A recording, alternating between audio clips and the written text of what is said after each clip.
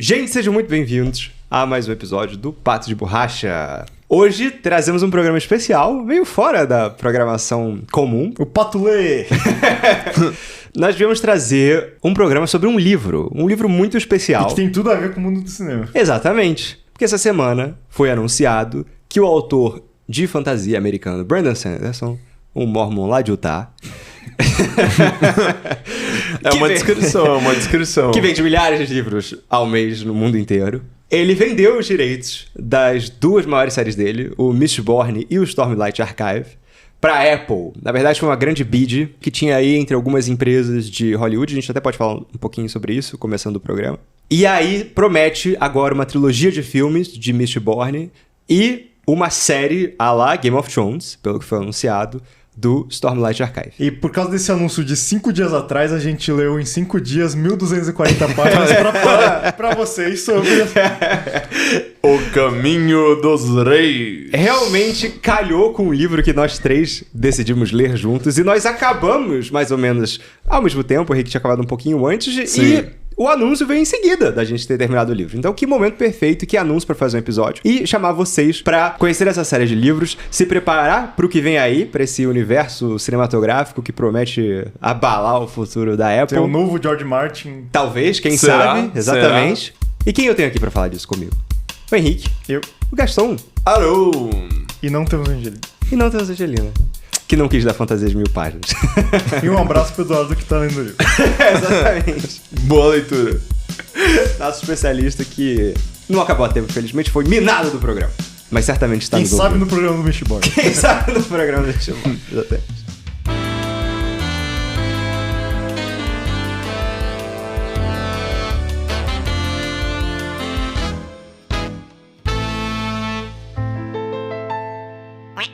Estamos falando do Caminho dos Reis, que é o primeiro livro do Stormlight Archive, ou... Os Arquivos da Guerra da Tempestade? Sim. Que é o Os nome da Relatos série. da Guerra da Tempestade. Os Relatos da Guerra da Tempestade. Que é um livro que, talvez, se você já tenha deparado com ele em alguma livraria, é assustador.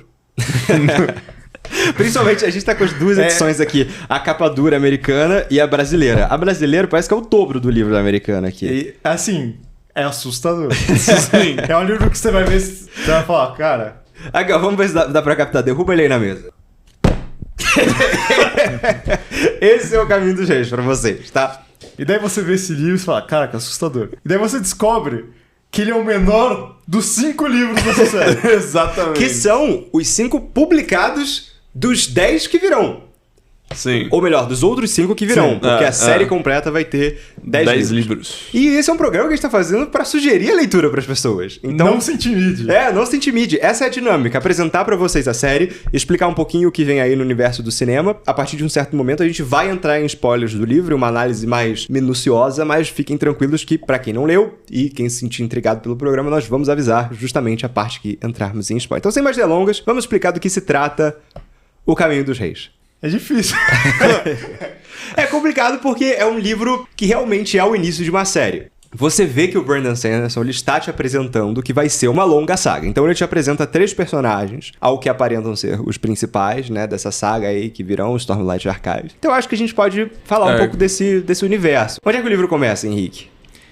4.500 anos atrás. Não precisa ser nesse começo. Vai no outro começo. Qual do outro? O que é 5 anos atrás? Porque é isso, o livro ele tem muitos começos. Tem umas 50 páginas de começo. É um livro de 1.250 páginas, então tem umas 50 Tem páginas. página pra gastar. Tem página pra gastar. Ao contrário de algumas outras séries que eu não vou nomear, esse livro já começa matando os reis, entendeu? Que tem o nome na série de Matador de Reis, mas não mata Esse aqui rei já nenhum. começa matando rei. É entendeu? verdade, é verdade. Você é jogado em uma cena, assim, muito contexto, mas pelo ponto de vista de um assassino, que você não sabe quem é também. E você só sabe que esse assassino tá indo matar alguém, que você, no meio desse prólogo você descobre que é um rei. Ele é o Seth, né? Zef, Zef von Salan... Como é? Zé Sonson Valano. filho do filho de Valano. Mas isso não vem muita questão agora, né? Até agora eu não entendi muito exatamente quem que ele é. Sim. Você começa realmente bem fora de contexto, você não sabe quem é esse Zef, você sabe o nome dele, você também não sabe quem é esse rei que ele tá indo matar, ou por que ele tá indo matar, você não sabe de nada. O prólogo é realmente uma cena de ação, mas eu acho que ele serve muito pra te mostrar alguns elementos. Beleza, ele já te insere nesse mundo que tem um rei sendo assassinado. Talvez essa informação seja importante lá na frente. O Zef, você percebe que ele usa algumas magias e ele não explica exatamente como essas magias funcionam no prólogo, mas ele descreve o Zef usando. Então, são magias confusas, né? Sim, que quando você tá lendo a primeira vez, você fica meio perdidaço. Você fica, cara, o que ele fez? Você acha que ele tá escalando parede, ou ele tá virando a parede, ou ele tá... O que ele tá fazendo? Eu gostei muito desse prólogo. É isso, ele não te dá informação, mas pelo menos isso não me tirou dele, porque eu acho que ele tem uma narrativa contida dele, que é ele indo atrás desse assassino, e ao mesmo tempo... ele já também introduz alguns diálogos internos desse personagem. Sobre o que ele tá fazendo, mesmo que você não saiba por que ele tá fazendo. Você entende na primeira página, logo, que ele foi ordenado a fazer aquilo. Que ele não está fazendo por livre espontânea vontade. Você já percebe que ele não tá indo de bom grado lá, então já tem um questionamento. É um prólogo que ele te apresenta elementos, ele não te explica nada, mas eu acho que ele serve bem para posicionar um pouco desse mundo que ele vai ser. Ao longo desse livro, principalmente, vários elementozinhos que estão nesse prólogo, eles vão aparecendo. Vai ter coisa lá que vai ser só no final do livro que você vai entender que era desse prólogo. Sim. Elementozinhos. É um mundo de reis, isso também dá pra entender do prólogo, e de reinos. Então você tá nessa terra chamada Roshar, que é o mundo que ele cria, né? É a Terra-média do Brandon Sanderson, o Westeros dele. E são vários reinozinhos, divididos em regiões, e você começa já nessa região onde o Gavilar, né, que é esse rei que o Zef vai matar, ele está prestes a ser assassinado. Ele te apresenta essas magias que o Zef usa, mas você também percebe que só o Zef usa essa magia, então, você pode pensar, o cara é um rei, mas não tem ninguém forte o suficiente para combater esse Zef. Todos os outros guerreiros são guerreiros normais, com lanças. Ele já insere alguns elementos de castas diferentes que tem nesse mundo. Sim. E ele insere um outro elemento de magia que daí esse exército do Gavilar usaria. São as armaduras radiantes. É um ponto de preocupação que o Zef... É a única coisa que ele fala, putz, tem que tomar cuidado com isso. Porque de resto, ele sai arrastando todo mundo que ele encontrar na frente. Tanto que, em um dos pensamentos do Zef, é ele se lembrando de que a ordem que ele teve é que ele tem que fazer questão de mostrar todo o assassinato que ele tá cometendo. Sim, ele tem que ser visto. Ele tem que ser visto. Ele se veste de branco, ele não pode ir na surdina. Ele tem que realmente ir até o rei destruindo tudo que tá no caminho dele. E aí já entra outro aspecto bacana do livro, da série no geral, que o nome da série é The Stormlight Archive. E ele vai lidar muito com essa Stormlight. Sim. O nome principal da série, que as tempestades. Você entende que o Zef, ele tá sugando esse poder de Stormlight. Tempestade. Esse poder da tempestade... mas que são esferas que contêm a tempestade, que são usadas também pra fazer luzes. Ah, tá. Em português, ele chama o Stormlight de tempestade. Ah, perfeito. Não tinha entendido isso. Então você entende que eles usam essa coisa da tempestade como utilidade, né? Eles usam essa luz da tempestade como luminárias mesmo. Exatamente. Só que o Zef, ele consegue capturar essa energia que vem da tempestade, eles armazenam em esferas e o Zef consegue usar essa energia pra si mesmo, né? Você percebe isso, né? No prólogo está de alguma forma ligado à respiração dele também. Sim. Tipo, ele inala a tempestade. Tudo bem, eu acho que a gente introduziu esse prólogo que introduz sem contexto, te deixa curioso pra muitas coisas e te apresenta elementos que ao decorrer do livro eles vão aparecendo. Eu acho sensacional. Tem palavras que eles usam nesse prólogo que se você retorna depois de ter terminado de ler o livro, fazem muito mais sentido. Exatamente o que eu ia falar. Eu não vou reli falar o prólogo mas pouco depois da metade do livro, que eu já estava bem avançado na leitura. Sim. E ele referencia muitas coisas do prólogo ao longo do livro, então você é obrigado a lembrar. Aí eu falei, quer saber? Vou voltar e vou reler. Porque mesmo você lendo o prólogo pela primeira vez, o prólogo é divertido de se ler. Sim, você entende, mesmo você não tendo contexto dessas um monte de coisa que depois você vai ter. E quando você volta pra ele fica muito mais claro, entendeu? Sim, parece que antes você era um bebê lendo e de repente você ficou alfabetizado. Porque é isso, você ficou alfabetizado naquele universo, naquelas palavras que ele usa. Agora, você falou bem que isso é interessante. Eu já vou fazer uma pequena crítica assim, do livro. Quando eu cheguei nesse livro, é o que o Henrique falou, ele tem vários começos. Ele tem um prelúdio. Só mencionando aqui também, antes desse prólogo, realmente, ele tem um prelúdio antes do prólogo, que são umas 3 páginas. É porque ele chama de prelúdio à série. Prelúdio ao Stormlight Archive, não ao livro. Sim. Ele chama prelúdio à série como um todo, E né? realmente o prelúdio é muito mais enigmático e é difícil a gente... mas eu curti muito. Sim, caso você leia o livro, lê esse prelúdio, tipo, não tente raciocinar muito sobre ele. Então, voltando ao meu ponto. Eu cheguei no livro, e aí ele tem o prelúdio, ele tem o prólogo, e o prelúdio é até curtinho, mas o prólogo já é bem mais longo, Sim, é e bem ele mais tem maçudinho. o primeiro capítulo, que também Tem já te joga num outro cenário completamente diferente dos dois que anteriores. o primeiro capítulo acaba sendo um prólogo também, ó. Ele é um prólogo. Como leitor, eu estava já meio de saco cheio dele jogar tanta informação sem sentido em cima de você. Eu acho que, como escritor querendo te fisgar pro universo, falta nesse começo do livro Uma âncora. exatamente uma âncora maior. Depois, ele me pegou mais ao longo do livro. Mas ele me pegou justamente por começar a contar uma história coerente, que até então era incoerente. Eu não tô falando que ele poderia deixar coisas subentendidas, coisas confusas no começo do livro, que depois você voltasse e falasse, olha só, isso aqui faz muito mais sentido. Eu só acho que essa maneira dele de apresentar o livro em 3 introduções diferentes, e as 3 serem muito diferentes, e as 3 já te jogando no meio da ação, eu achei um pouco demais lendo da primeira vez. Até pra quem tá ouvindo e se sentir desmotivado, falar, vou pegar o livro, vou pegar as 50 primeiras páginas, que é esse começo que a gente tá falando, entender que não, depois de um certo momento ele deslancha, exatamente. sim. Ele Eu- anda de eu uma acho- forma mais normal. Mas eu vou... Eu concordo em parte, é isso, eu disse, eu gosto muito do prólogo, o prólogo realmente não me incomoda, eu entendo quando você chega no primeiro capítulo do Kaladin, eu entendo você ter um pouco desse sentimento, na hora que sim, você tá lendo, caraca, já tô na quase página 50, e ainda tô lendo realmente uma introdução, mas eu acho que você também tem que ter um pouco da boa vontade de entender que tô começando uma série de 5 livros, de quase 1.500 páginas cada um, cara... Tudo bem ter 50 páginas de introdução, entendeu? Sim. Porque realmente, eu entendo, são 50 páginas de introdução. Só que eu acho que são 50 páginas legais. É isso, você tem que abstrair um pouco e se vender um pouco a ideia de, beleza, eu tô embarcando nessa jornada, então eu tenho que entender onde eu tô entrando. É de propósito. Certamente é de propósito. É de Sim, propósito. Realmente não tenho e eu acho dúvidas. que funciona muito bem. Tipo, Ele eu quer acho te que deixar funciona. confuso, ele quer fazer você Sim, se ele te interessar. deixa confuso, mas eu acho que ele conduz as cenas por cenas muito bem. Tem essa barreira, mas é uma barreira que é esperada de um livro de Sim. 1.250 páginas de uma série de 5 livros, que vai ter mais livros e tal. Eu acho super compreensivo. É porque ele tá te pedindo esse investimento. Sim. Então ele podia, pelo menos no contrato inicial, Mas eu gosto te oferecer algo. Mas eu gosto de como é feito. Então, pro novo leitor mais fácil. Eu vou entendeu? fazer uma confissão, né? Eu sempre tive uma certa dificuldade com ler livro de ficção / É fantasia. o primeiro livro que o Gaston leu. Vai se ferrar. Mas eu acho que isso vale falar, que é o nosso primeiro Brandon Sanderson, né? Sim. Dos Nosso 3. Agora, quando a gente tá falando de livros de ficção, especialmente ficção de fantasia dessas grandes fantasias épicas, tem muitos exemplos onde você tem páginas e páginas que ficam dedicadas simplesmente à descrição e a estabelecer clima, né? Chama narrativa, storytelling. Ah, não, tá bom, eu entendi, mas tem certos storytellings que, pô, vamos combinar, pra mim, não me pega tanto. Tipo, eu tenho uma certa dificuldade. E aí... Você tá falando de livro ficção no geral?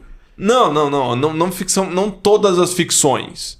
Principalmente livros com Fantasia. as características que você Sim. pensa quando você olha pra um tijolo que nem esse. Eu tinha um pouco de medo, mas ao mesmo tempo eu já tinha lido há um tempo atrás, eu não terminei, né, mas o primeiro livro da série Mistborn, do Brandon Sanderson, eu lembro que ele foi diferente pra mim, justamente por causa desse estilo do Brandon Sanderson de meio que te jogar e não te descrever muita coisa, te deixar meio que deduzindo toda hora. Constantemente, enquanto você tá lendo o livro, você tá pegando pistas, você tá pegando palavras que antes ele já mencionou antes, e aí você começa a meio que costurar qual que é o verdadeiro significado delas, e aí alguma hora ele vai te dar umas pistas mais concretas, mas às vezes não. No prólogo, no prelúdio, no primeiro dos dois, não lembro qual que ele chama, qual que ele coloca o nome, mas o prelúdio pra série inteira, né? Eu lembro que eu achei sensacional logo de cara, porque, bom, primeiro é aquele mistério completo, mas tem certas coisas que são certos mistérios que já me apetecem, já me buscam, já me fisgam, sem nunca me entregar muito. Então eu até concordo que quando chega no capítulo, principalmente no primeiro capítulo do Kaladin, você começa começa a sentir essa coisa de, pô, já foram isso, 50 páginas e Porque ainda não... é importante, o primeiro capítulo do Kaladin não é... Que é o protagonista do livro.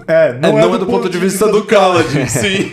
Então, Exatamente. o primeiro capítulo do Kaladin não é nem do Kaladin. É o que eu tô falando, dessa dificuldade de entrar. Não que seja uma dificuldade intelectual, Sim, mas é uma dificuldade Sim, mas é que eu acho de que não isso te dar o ponto depois de tem vista um payoff certo. muito bom de tudo isso, sabe? E que, por outro lado, me fisgou como um leitor que normalmente não é fisgado por esse estilo Eu acho que de tem payoff literatura. tanto desse prelúdio, como tem do prólogo, como tem do primeiro capítulo do Kaladin, que não é do Kaladin. Tudo tem um payoff depois. Então, tem essa barreira que é inevitável. Tem um motivo, tem sentido, sabe? Eu concordo com vocês. Eu acho válido o que ele faz.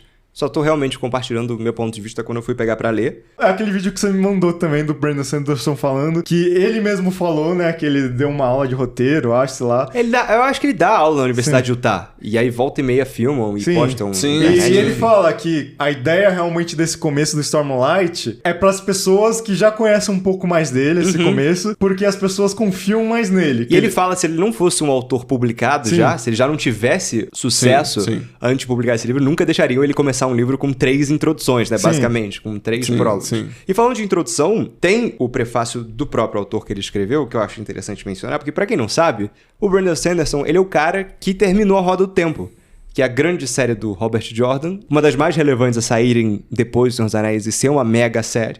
O autor morreu e o Brandon Sanderson terminou, acho que os 3 últimos livros são dele. Ele fala na introdução aqui desse livro, que foi publicado em 2010, salvo engano, essa é a grande série que ele sempre sonhou em escrever, que ele pensa nessa série desde os anos 90, o Stormlight.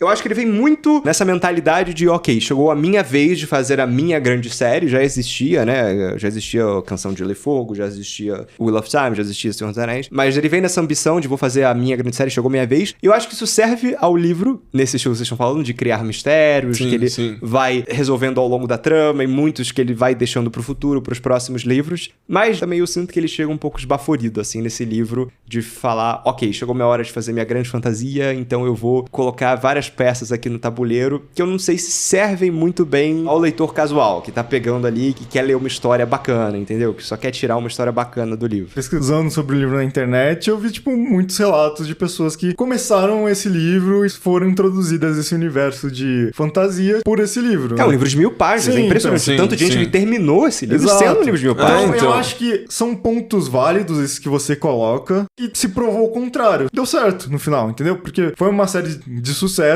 vai ganhar adaptação agora, provavelmente vai fazer mais sucesso.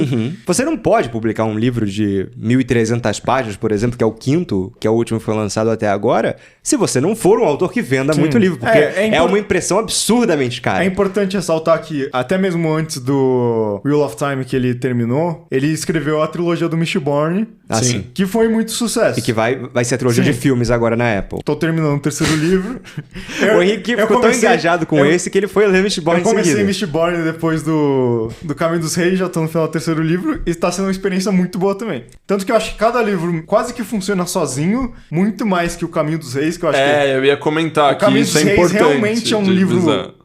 introdutório pra esse universo, enquanto o Mistborn eu acho que ele tem narrativas muito mais fechadas, com livro a livro Não do necessariamente Mistborn. a trilogia como um todo. Eu acho que o livro a livro do Mistborn ele já é muito fechado. Além de cada um ter 600 páginas, que é quase metade do sim, que... 700, 800, ainda é bastante. Pelo que eu tô vendo, o último livro do Mistborn realmente é o final dessa história que ele tá contando desde o primeiro. Mas eu acho importante de avisar que o Caminho dos Reis... Eu comecei o Caminho dos Reis achando que, qualquer coisa, eu termino esse livro e tá tudo bem. Vou lá, enfrento aí pra poder conversar com meus amigos sobre o livro. Mas assim, né? É um livro completo, né? Uma história completa. E agora, terminando... tendo terminado o livro... Cara... A sorte de vocês é que eu adorei esse livro, tá? Porque agora eu tô louco pra ler o segundo. Mas, tem uma coisa- meu Deus! Que eu terminei esse livro antes Você foi o primeiro a acabar. antes do Gastão começar a ler mesmo. Tá. Você talvez tinha começado. Eu achei que terminou antes de eu começar também. Eu terminei antes deles começarem. E eu dei impressões muito genéricas sobre o livro, porque eu não queria falar muito. Assim, acho que a gente não falou muito o que a gente achou do livro. Mas não. genericamente, eu gostei bastante do livro. Mas um dos pontos o livro, ele é um livro introdutório. Muito mais do que eu esperava que ele fosse. Sim. Só que assim... Principalmente para um livro de 1000 páginas. Sim. Só Ou que mais de 1000 páginas, E dependendo assim, da sua eu edição. me segurei muito pra não falar isso pra nenhum dos três, porque o Eduardo também tá lendo, apesar de não tá aqui. Eu assim, me segurei muito pra não falar isso pra nenhum deles, que é um livro introdutório. Porque eu sabia que isso soa desanimador. Aham. Mas é que é o que o Gastão falou, é um livro que é legal. Sim. Então, tipo, você não pode começar com um sentimento de, putz, vou começar a ler esse livro, de me comprometer a ler mais sei lá quantos livros, de zilhões de páginas, sei lá o quê. Não, foca nesse Não. livro. Leia esse livro porque Porque ele é divertido. ele é divertido. E ele tem um clímax muito bom. Leia esse livro. Se você chegar no final dele, você vai querer ler os próximos. Não é um fardo que você E tá carregando talvez pra sua nem vida. só os próximos da Sim. franquia dele. Exato. É que talvez nem todo o resto do Bruno Eu, Sanders. antes de ir ler pro próximo, que eu quero muito ler, eu fui pra trilogia Mistborn. Já tô terminando, porque é muito divertido. Não é um fardo que você carrega. E outra coisa que eu recomendo muito, que é o que a gente fez aqui. Se você tiver a oportunidade de ler esse livro com amigos, é uma leitura que é muito agradável. Ah, com Conjunta. certeza. Com certeza. Você ler e ter pessoas para discutir ao longo da leitura, porque ele faz esse universo com tanto cuidado. É isso, tenho certas reclamações, mas é claro que ele planeja as coisas com muito cuidado nesse universo e na maneira que ele constrói. Ele dificilmente dá um ponto sem nó na construção de mundo dele, não só na história, mas na construção de mundo dele. E é muito legal você teorizar com os amigos. Você lê uma passagem, você fala, caraca, você pegou isso aqui? Sim, Olha, você sim. viu isso aqui? E esse livro tem outra coisa, que realmente é uma peculiaridade do trabalho gráfico deles, e eu recomendo fortemente quem puder ler na cópia física, leia na cópia física, que ele tem certas ilustrações ao longo do livro, não são muitas, não é um livro ilustrado. Que eu não tive.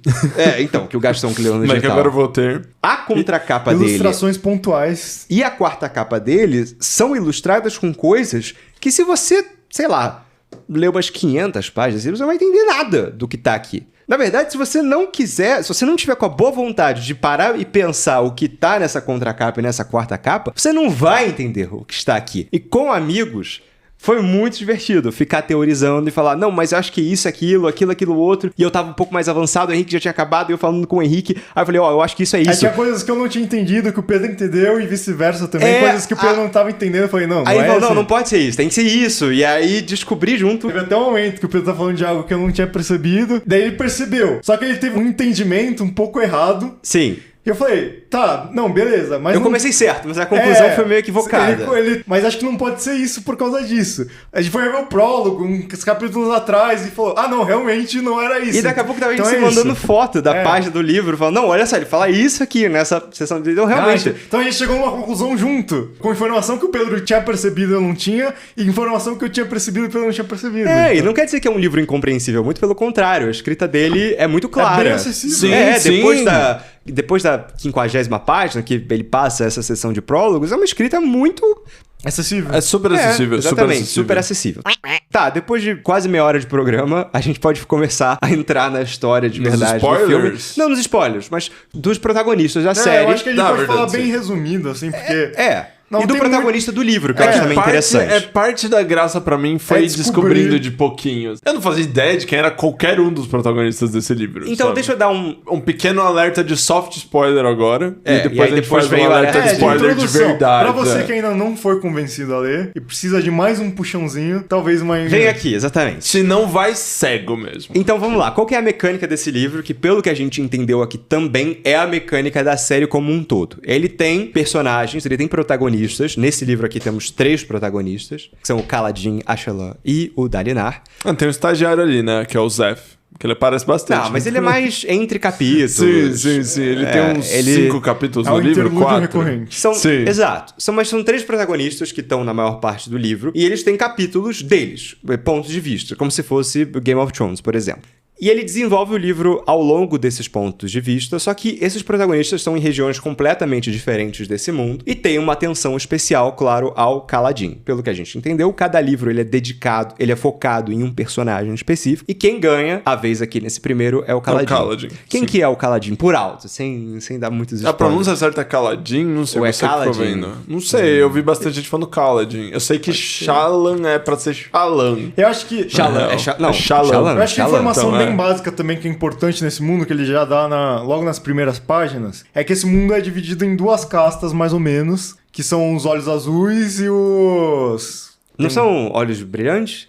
No Aqui em inglês olhos ele claros, fala, olhos claros, ele olhos fala claros. light eyes. É, que seria light eyes e olhos dark claros. eyes. Olhos claros, Olhos claros e olhos escuros. escuros, Isso. perfeito. É que eu quase falei um termo do Mistborn. Ah. Mas Ah. olhos claros e olhos escuros. Tá, É que o Mistborn também tem algo parecido. Sim. São divididos em olhos claros e olhos escuros. Olhos claros seriam meio que os nobres, e os olhos escuros a ralé. Você até pode acender, tem uma maneira que a gente sabe no Sim. livro de acender. Ele logo introduz que tem essa divisão. Ao longo do livro ele vai explicando mais sobre essa divisão exatamente. Você entende que as coisas não se misturam, né? Uma família de olhos claros não vai se misturar com a família de E no olhos caso, escuros. o Khaled e vice-versa. é um olhos escuros. Perfeito. É um olhos escuros que ele tá no exército, ele entra num exército de um senhor dos olhos claros, porque eles ainda podem ser guerreiros, ainda assim são guerreiros que têm direitos diferentes, eles não podem usar espadas. eles não podem usar espadas, os Tem que guerreiros... usar lança, né? os guerreiros de olhos escuros só podem usar lanças, né? E também tem uma questão de caixa dentro da caixa, então tem níveis de olhos escuros e o Níveis Kaladin, de olhos claros ele também. tá num dos níveis mais altos, né, de Sim. olhos escuros. E o Kaladin, ele é um guerreiro de uma guerra que você também não entende o que é essa guerra no começo Sim, desse você livro. demora um bom tempo até entender tudo. Eu acho que o que a gente pode falar, sem realmente dar spoiler, é que muita coisa dá errada no Khaled. Sim. Assim, logo de cara, né? Mas você também não entende exatamente o que deu errado, né? Isso faz parte do livro. Você sabe que, cara, alguma coisa deu errado. Muita coisa deu errado. E você acompanha o Khaled em uma jornada tortuosa. Pra você ver como aquele guerreiro em ascensão que parecia Sim. tão promissor, ele de repente foi pra onde ele foi parar. O que eu queria dizer sobre o Kaladin, que eu acho que os próprios leitores da saga se esquecem, às vezes, é que ele tem 19 anos. Sim, isso me pegou muito, Se você tá? for ver fanart... Agora que a galera tá falando de fancast, É, exatamente. Sim. Você vai a ver... galera delirando. Cara, põe uns Henry barbudos Cavill. assim, Então, de 40 Cara, anos. mas as fanarts que tem do Kaladin, parece que ele tem pelo menos uns 30 anos de Exato, idade. e tudo bem, ele fala depois no livro que ele vai ficando mais carrancudo, que ele ganha uma barba, mas cara, ele ainda tem 19, É um o livro jovem. inteiro, Sim, ele tem 19 sim. anos. Tudo bem que é um jovem numa posição que a galera não vive muito, então realmente ele já tá no... Mas Não, ele passa uma vibe de alguém mais maduro do que a idade Sim. dele, assim.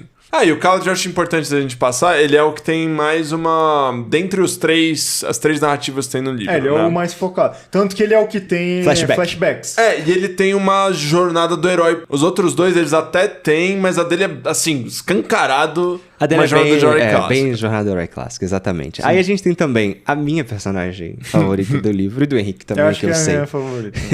que é a Shallan.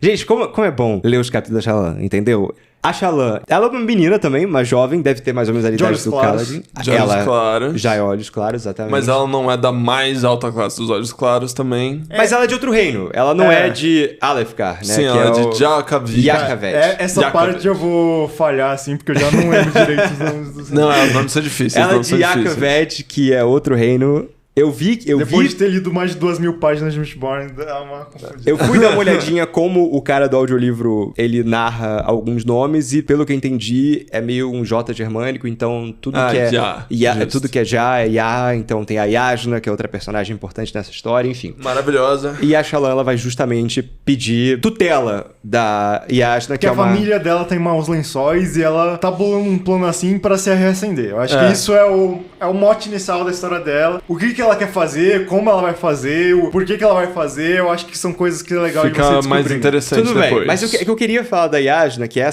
essa personagem que ela vai pedir tutela, que você também vai descobrindo mais dela sobre ela ao longo do livro, mas... Então, mas será que a gente já fala da Yasna? Olha, eu só queria dizer que ela é uma sábia, vamos dizer assim. Uma sábia no sentido de uma estudiosa, uma intelectual. Sim. Ok? Uma intelectual. Acadêmica ali. Exatamente, uma acadêmica, perfeito. Você sabe que ela é uma nobre de alto escalão, Altíssimo só escalão. ao mesmo tempo ela é mal vista por muita gente. E, de novo, por motivos que vocês vão Sim. descobrir ao longo da leitura. E o que eu gosto, por que eu queria falar da Yasna? Porque o que eu mais gosto nesse arco da Shallan é justamente ser esse arco do livro mais acadêmico, mais dos estudos, mais de uma personagem bolando uma trama bem pé no chão, né? Vamos dizer assim, porque essa trama da Sim, é mais contida. Shallan, sim. ela poderia acontecer num livro não de fantasia. Não que a do Kaladin não pudesse, eu acho que até dá. A do Dalinar, que é o terceiro personagem, já não. Mas a Shallan, eu acho que é a trama mais pé no chão, é a trama mais relacionamentos, assim, mais humanizada, eu acho, do livro. eu não vou concordar com isso, mas eu entendo o que você tá querendo dizer. Mas, ao mesmo tempo, ela traz mistérios do oculto que muito me persuadiram. Então, fica aí meu breve comentário, sem spoilers, light spoilers, sobre a... E o Dalinar... Então, a gente fala do Dalinar. Eu acho que o Dalinar vale o Gastão falar. Bom, tá bom. Esse É nobre... É um nobre mais velho, de olhos azuis, obviamente. Que ele tá nobre. começando a ter Não delírios pode falar que ele ali. é? Ele não fala isso no começo do capítulo dele? Mas eu acho que... Mas, É mais... Como ele chega só na segunda parte do livro... Mas enfim, o Dalinar, ele é esse homem mais velho, esse nobre, que antigamente era esse guerreiro sanguinário. Sim, é mais velho. E não sei o E quê. ele tá acompanhando o rei dele pra uma guerra. Qual que era o nome dele? O escudo escudo de carvalho? Não, É Blackthorn, né? Blackthorn. O espinho negro. Foi espinho negro que ficou em português? O nome do dele, Dalinar? Blackthorn. Putz, não lembro. Tá, mas é o espinho negro. Seria tipo Blackthorn. Ele tá acompanhando o rei, que é sobrinho dele, ou seja, o rei ele é um jovem, que é sobrinho dele, e ele tem essa posição de tio que não chega a ser uma figura paternal ali, mas é uma figura mais velha, que é bem próximo do rei, acompanha ele, Sim. que acaba sendo um rei, às vezes, meio... não tem experiência, né, e tal. E ele acaba sendo esse braço do rei que tenta ser meio sábio e acompanha o rei nessa guerra, que você ainda também não entende muito Ele bem é o que quase um Joffrey. Ele não tem a escrotidão... o rei você tá falando? Sim, não, ele não é escroto, nem o Elhokar. Joffrey. Ele não tem a escrotidão do... Ele não é escroto, mas Joffrey. ele tem experiência, talvez. Ele ele é meio exatamente. Ele é sonso, inexperiente, meio sonso, meio pode ser guiado pelas pessoas ali em volta dele, mais do que ele E mesmo. o Dalinar é então... quase um Tyrion, assim, misturado com um Tyrion guerreiro, né? É que o o Ned Dalinar, Stark, ele não vai, tem... acho que mais Ned Stark. mais Ned Stark. Ele não tem a sagacidade do Tyrion. Sim, então... o Dalinar eu acho legal porque assim... Ele tá meio gagá já, Ele coitado. até é meio sagaz umas horas, ele faz uns movimentos políticos interessantes. Ele não é um cara completamente só pela honra e afins. Até porque é isso, a gente descobre que ele não era nada honrado um tempo atrás. Mas ele é um personagem que ele é interessante no ponto de vista que esse livro ele é considerado, né, uma fantasia filosófica. Ele tem trechos no livro que são dedicados a uma parte mais teórica, filosófica e afins. E isso se dedica muito aos personagens da Yasna, dentro do núcleo da Shallan, e do próprio Dalinar. Só que a diferença é que o Dalinar ele é como se fosse um cara que tá começando a entender o que é ter uma filosofia de vida. Ele é um cara que foi violento a vida inteira e agora ele tá começando a tentar conceber alguma maneira consistente de enxergar o mundo que possa acomodar as sensibilidades novas dele. Apesar de, realmente, ele tá indo pra guerra e tá indo pro campo de batalha, os capítulos deles... São chatos. Não, pela maior parte. Pelo amor de Deus. São capítulos com menos ação, menos intriga. Sim. Eu acho que são realmente capítulos mais do Dalinar fazendo questionamentos, tentando entender a situação, do que ele botando a mão na prática em muitas coisas. Ele bota em alguns momentos específicos, mas são pontuais. Sim, Ok, isso é interessante. eu acho que a gente apresentou bem os personagens principais. É importante dizer, né? Ele veio dividido em 5 partes, e acho que todo o livro do Sanderson é feito dessa maneira, dividido. Quer dizer, o Mistborn 2 são 6 partes. Mas enfim. No Caminho dos Reis, entre as partes, tem alguns interlúdios. Sim. Que você São vê outros outros personagens. Perfeito. Alguns novos, outros que você já conhece ou já foram mencionados na história. E é assim, a maioria são muito enigmáticos. Assim, os interlúdios eu acho difícil de acompanhar. Você fica boiando umas A horas. sua crítica que você disse pelo início do livro, eu levo pros interlúdios. Eu também, não, eu concordo, nos interlúdios pega. Eu vou falar de spoiler. Podemos falar de spoiler? Vamos começar com spoiler. ok. Ficou vamos feito terminar o uma convite. uma última grande recomendação. Foi Baita feito um livro. convite ao ouvinte. É isso. Cara, você que nunca leu fantasia, pra você que já leu, vai nesse livro. E pra você que nunca leu, eu acho que é uma boa porta de entrada. Eu acho que realmente é. Apesar do que o Pedro disse, eu acho vai que no Senhor dos Anéis, vai ler o Hobbit. Não, eu acho Não, que não. Senhor dos Anéis que não. isso? Não é uma boa isso, porta de gente? entrada. Cara, Senhor dos Anéis, a pessoa Foi a vai minha começar porta a de ler. entrada, mas não é uma boa porta de entrada. Cara, Senhor dos Anéis, se a pessoa não lê fantasia... Todo mundo aqui começou fantasia pro Senhor dos Anéis? Não. Sim, eu não acho que foi uma boa escolha. Eu não comecei. Eu comecei e tropei. Eu li muito tempo depois. Senhor dos Não, Anéis mas eu digo, não pelo é uma universo. boa porta de entrada. O Esse Hobbit, livro talvez. é uma boa porta. Mas Senhor dos Agree Anéis, to não. disagree. Gente, quem não leu, a partir daqui, spoilers. A gente falou sobre discutir o livro, mas a gente não discutiu o livro de verdade até esse Exato. podcast. Então a gente Sim. vai realmente discutir o livro. A gente Falar nossas opiniões discutia mais a fundo. a gente discutia pontualmente algumas coisinhas, mas agora a gente vai discutir de fato. Saldo geral, podemos ir, voltar. Tá, ok. Os interlúdios, o que eu acho? E o que eu gosto do interlúdio. Não quer dizer que é maravilhoso, eles são muito bem escritos, nem nada. Mas eu acho que é o momento que ele mostra que ele tem total ciência do que ele tá fazendo com o mundo dele. Sim. Então eu acho que esse momento que ele quer te Sim. mostrar outras partes Que do ele mundo. expande o mundo. Exatamente. Muitos Não, interlúdios isso são beleza. em outras partes do mapa Sim, que isso não sim. Alefkar, Yakved. Tem até alguns em Yakved, mas você não vê Yakved, porque a Shallan, ela sai, ela tá em... Qual que é o nome do porto? Nossa, não, nossa, é terrível de lembrar. Carbraf. Karbaraf, exatamente. Ela tá em Karbaraf o livro inteiro. Nossa, terrível esse nome. Isso... Eu vou deixar aberto aqui o mapa de Roshar. Eu acho que esse é o nome que eu menos gosto desse livro inteiro. A gente pode falar de nomes do livro? Desculpa, é que a gente tá indo e pulando. Como esse cara adora palíndromos, né? O Brandon Sanderson. Sim, Jesus Cristo, sim. esse livro, ele é cheio de palíndromos. Tem vários nomes que você lendo ao contrário, de frente pra trás, de trás pra frente, é a mesma E coisa. tem meio que uma explicação pra isso, inclusive. Mas tem uma explicação lógica, assim, ou só porque tudo é palíndromo, ele gosta Não, de... tem um personagem que comenta disso. Eu não lembro de... Tem umas... É no final que ele fala do... Não. Não é tanto no final. Acho que é parte 3. Eu não lembro o capítulo de quem. Acho que é a Shallan. O nome dos falando com 10 alguém. reis, por exemplo, os 10 titãs lá, os 10 deuses do começo Sim, do os livro. 10 arautos. Exatamente, são os heralds, né, os arautos, do Sim. começo do livro. Os nomes deles Não são todos. não Eles mas- falam são, o nome de uns três não são só. palíndromos perfeitos, mas o nome das regiões de Roshar, o que ele chama aqui da Era de Prata, por exemplo, que é o que tem na primeira página do livro, também são todos basicamente palíndromos aqui. Natan, Talaf... palíndromo pra quem não tá pode acostumado. ler de trás pra frente. É, a frente mesma pra coisa trás. de trás pra frente. É. E nomes deles também. Enfim, ok. Tenet. Vendo essa...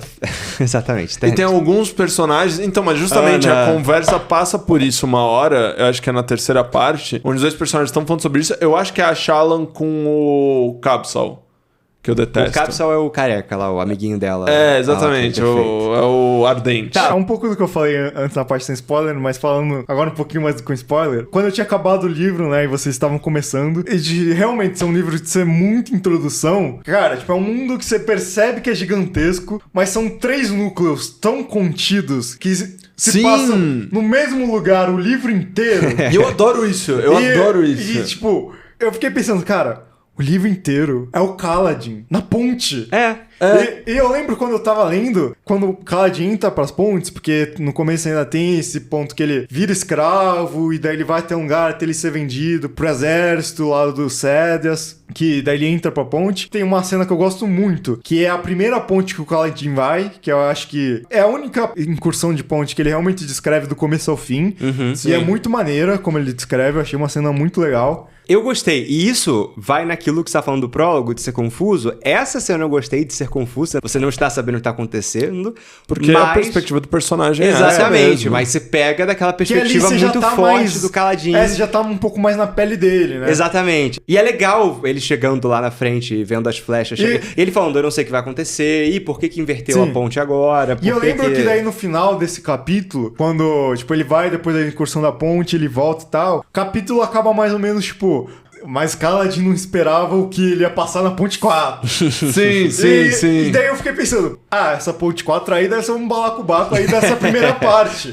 Mas não, é o livro inteiro é a ponte 4. O final Sim. do livro é ele se livrando da ponte 4. São, tipo, mais 1000 páginas de ponte 4 agora. Eu tava pensando no começo, eu não vejo a hora que ele vai descrever a fuga deles, Sim. que a Shallan vai sair de Carbaran e vai voltar pra Yakved. Sim, Ele até sim. sugere no final que ela vai pro Shattered Plains, né, que é onde a maior parte do livro se passa, que é onde tá o Dalinar e onde tá o Kaladin. Mas realmente eles ficam nas posições, e quando eu falei que cada personagem tá num lugar diferente desse mundo, é que o Dalinar, por exemplo, Tá no mesmo lugar tá que no o mesmo lugar que o Kaladin, mas em Eles não se posições encontram. completamente É. diferentes. Eles não se Sim, encontram. eu acho sensacional. Isso eu acho muito legal. Um tá na corte Isso eu e acho o muito outro legal. tá no campo de batalha. Tanto que eu comentei, eu tenho quase certeza mesmo que tem uma hora onde na primeira parte o Kaladin cruza com a patrulha, não sei, do Dalinar e rola um comentário, e vocês não lembravam? Porque, cara, porque não é só tipo, esse nobre tá passando aqui do Então, lado. eu percebi às Quem vezes liga pra depois isso? que- Na incursão da ponte, vem o Sadias, eu chamo de Sadias, enfim. Ele vem passando de cavalo e ele fala, e eu vi o Sérias, o mestre daquela brigada, né, sei lá, daquele acampamento passando no cavalo. E é isso, é uma coisa bem desconectada. E ele sabe escrever bem, olha, um elogio ao Brandon Sanderson. Ele sabe escrever esses 3 personagens em mundos muito separados, e mesmo quando tem essas interseções, E eu acho muito legal você... ele faz a interseção do ponto de vista do personagem que ele tá Eu escrevendo. acho muito Sim. legal você entendendo as intersecções. Pro meio do livro também você entende a relação da Shallan com daí o núcleo do Dalinar, né? Porque daí a Jasna é irmã do rei, né? Sim, ela é irmã do rei, Porque você não sabe isso até mais ou menos metade do livro. É bem sutil. Lá pro meio do livro, daí você vai descobrir que a Jasna é irmã do rei, que é o sobrinho do Dalinar. Sim, o Elhokar. E daí tem um momento em que a Shallan chega a ter certa comunicação com o Dalinar, que sim. é a distância, né? Porque eles se comunicam de um sistema lá de magia, que daí vai escrevendo, né? É meio MSN de carta. E a Jasna pede pra Shallan fazer uns desenhos, né? Pra mostrar pro Dalinar o que ela tinha descoberto. E daí quem faz é a Shallan, faz os desenhos pro Dalinar, isso à distância, né? E você vê isso do ponto de vista do Dalinar. E é legal que, tipo, você tá um tempo sem ler o capítulo da Shallan. Então você não sabe mais o que tava acontecendo lá direito. E daí você tem essa referência. Ainda mais na versão física. Você vê o desenho da Shallan, isso é muito legal. Porque daí uma das ilustrações que tem no livro é uma ilustração que a Shallan fez nesse momento. Isso é outra coisa, mencionando as ilustrações, eu gosto também que ele faz as ilustrações bem diferentes. Ele chamou artistas diferentes pra ilustrar, então não é a mesma pessoa que ilustra o livro inteiro. E você vê, tem o caderno da Navani, por exemplo, que tem um traço completamente diferente do caderno da Shallan. Os desenhos dos mapas que tem é outro traço também completamente diferente. Então é isso, não fica parecendo que foi o mesmo ilustrador, né, que fez tudo, porque não é, mas dá essa ideia de que cada personagem tem ali seu... Sim, e essa questão de perspectiva eu acho que é algo muito importante nesse livro. Tanto nesse nível mais superficial, de, por exemplo, você ver personagens de um núcleo interagindo com um personagem de outro núcleo. Nossa, o Adolin, filho do Dalinar, aparecendo em capítulo do Kaladin... Assim, o Adolin no capítulo do Dalinar é esse moleque que não consegue parar quieto 2 segundos com a mesma namorada, que tá enchendo o saco do pai, entendeu? Esse mala. E aí, quando chega no capítulo do Kaladin, aparece o Adolin, ele é tipo super guerreiro, protetor, sabe? ali, defendendo a prostituta. Mandando mal amarra, assim, você fica, que isso, cara? Que isso? Mas também num nível até mais dentro da própria filosofia, assim, do livro, que o que tá acontecendo com o Dalinar é que a perspectiva dele tá sendo alterada de um ponto de vista afetivo, assim, total. Tipo, ele tá começando a sentir o mundo de maneira diferente. E eu adoro como que o Brandon passa isso, inclusive nas cenas de ação do Dalinar. Ele tá falando do Dalinar, quando o Dalinar tá com sede de sangue, assim, ele tá piradão, e você vê, tipo, vislumbres do que era o Dalinar mais jovem. E aí, do nada, quando ele corta pro Dalinar tendo as recaídas de consciência dele no meio do combate, por conta das visões, por conta das coisas que ele tá aprendendo, o ritmo do livro muda. Do nada, aquela violência gira de algo que é super catarse, assim, super prazeroso, pra um negócio, putz, nossa, que terrível, sabe? Que desgraça. Vamos entrar um pouco mais, então, no feeling da leitura, no sentimento de leitura de cada um desses personagens. Eu acho que o Kaladin é o mais simples, porque é o que você disse, questão, jornada do herói. É mais burrinho. É um filme da Disney quase umas horas ali, ele com a turminha da Ponte 4 ali. Você tem os flashbacks, são interessantes pra você entender como ele foi parar ali, mas ao mesmo tempo... Isso, é um filme da Disney, só que o cara só tá sofrendo. Sim. Ao mesmo tempo não é nada muito surpreendente. Eu vi até um meme na internet, né? Se você estiver tendo um dia ruim, lembra que o Kaladin provavelmente estaria tendo um dia pior. Ele realmente é quase um sad boy, né? Ele é o personagem da sofrência. E ele escolhe sofrer. Muitas vezes ele escolhe... Pelo altruísmo dele, né? Ele é me uma... incomoda um pouquinho. Sim, não, me incomoda bastante. Principalmente quando você descobre o porquê que ele está onde ele está. Eu falei, eu não acredito que você é um idiota a fazer essa coisa, esse ponto que você vai fazer agora. Claro que é um garoto de 19 anos, então... Eu entendo vocês ficarem irritados com essas coisas do Kaladin e afins, com esse altruísmo dele. Mas esse altruísmo dele é uma forma dele de se torturar também. Eu acho o Kaladin uma ótima representação do que é realmente lidar com um rapaz que tá passando por tanto uma síndrome de sobrevivente, né? De alguém que não suporta ter sido a pessoa que sobreviveu dentro de uma relação. Sim, eu acho que isso tem E ele vai reproduzindo isso. Mas questão... Inconscientemente ele acaba causando isso acontecer de novo e de novo e de novo. Mas isso são arquétipos muito usados já. São... Sim, mas o jeito que é feito com o Kaladin... Não, mas o Kaladin é uma representação pra mim de depressão clínica muito boa, cara. Porque é isso, ele é depressivo mesmo quando tá tudo bem. Mas eu acho que ele não traz muita novidade. Dito isso, eu achei muito interessante os capítulos dele. Eu gostava de ler. Ele não é o mais... Tipo assim, dos 3 protagonistas, ele é o mais básico. Eu não acho que o ponto não tá na novidade. Eu acho que tá na forma. Sim, é muito bem feito. Tem sentimento de que ele é o mais básico, porque ele segue uma... a jornada do herói essa jornada bem básica. Ainda assim é interessante, porque eu tive esse sentimento no começo. Essa ponte 4 deve ser só essa primeira parte. E acaba sendo o livro inteiro. Mas não é chato. que não torna chato é realmente como o Kaladin vai carregando cada situação após a situação. Essa brincadeira que eu vi do meme, o Kaladin provavelmente tá tendo um dia pior, é uma situação terrível que ele tá. Aí ele bola um plano. Esse plano começa a dar certo, de repente, não só o plano dá errado, como a situação fica pior. Sim. Entendeu? Isso Fica eu gosto. muito pior. Isso eu gosto E daí dele. fica, meu Deus do céu. E daí, eu acho que os caras, a gente tem um pouco disso de, como o Gastão falou, ele tá nessa depressão, só que ele já tá tão fundo no buraco que ele não se abala mais. Porque pra ele, tipo, eu já tava na merda antes.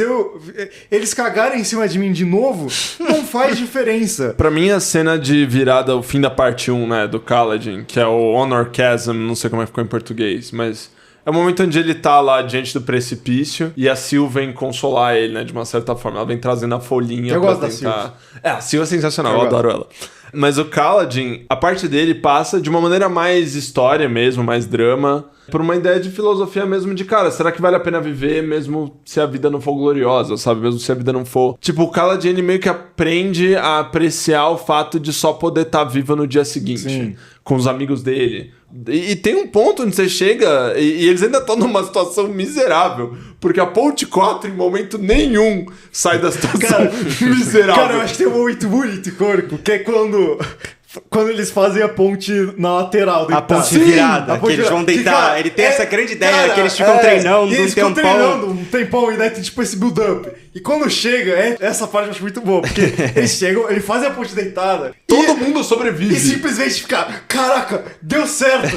Só que ele para e pensa, deu tão certo que todo mundo agora tá ignorando a ponte 4 e o exército inteiro do Célias tá sendo massacrado. E eles vão ser punidos por ter feito Porque um bom isso, trabalho. logo a ponte dele, que era o front, deixou de ser... Deu de ser tão o front, certo de ser o front que eles ia se ferraram. desviar as flechas. Não, eu gosto disso. Eu acho que o novo que ele traz tá justamente nessa mecânica da ponte, que é bem legal. Às vezes difícil de visualizar, mas na minha cabeça funciona. A partir do momento que começou a funcionar bem.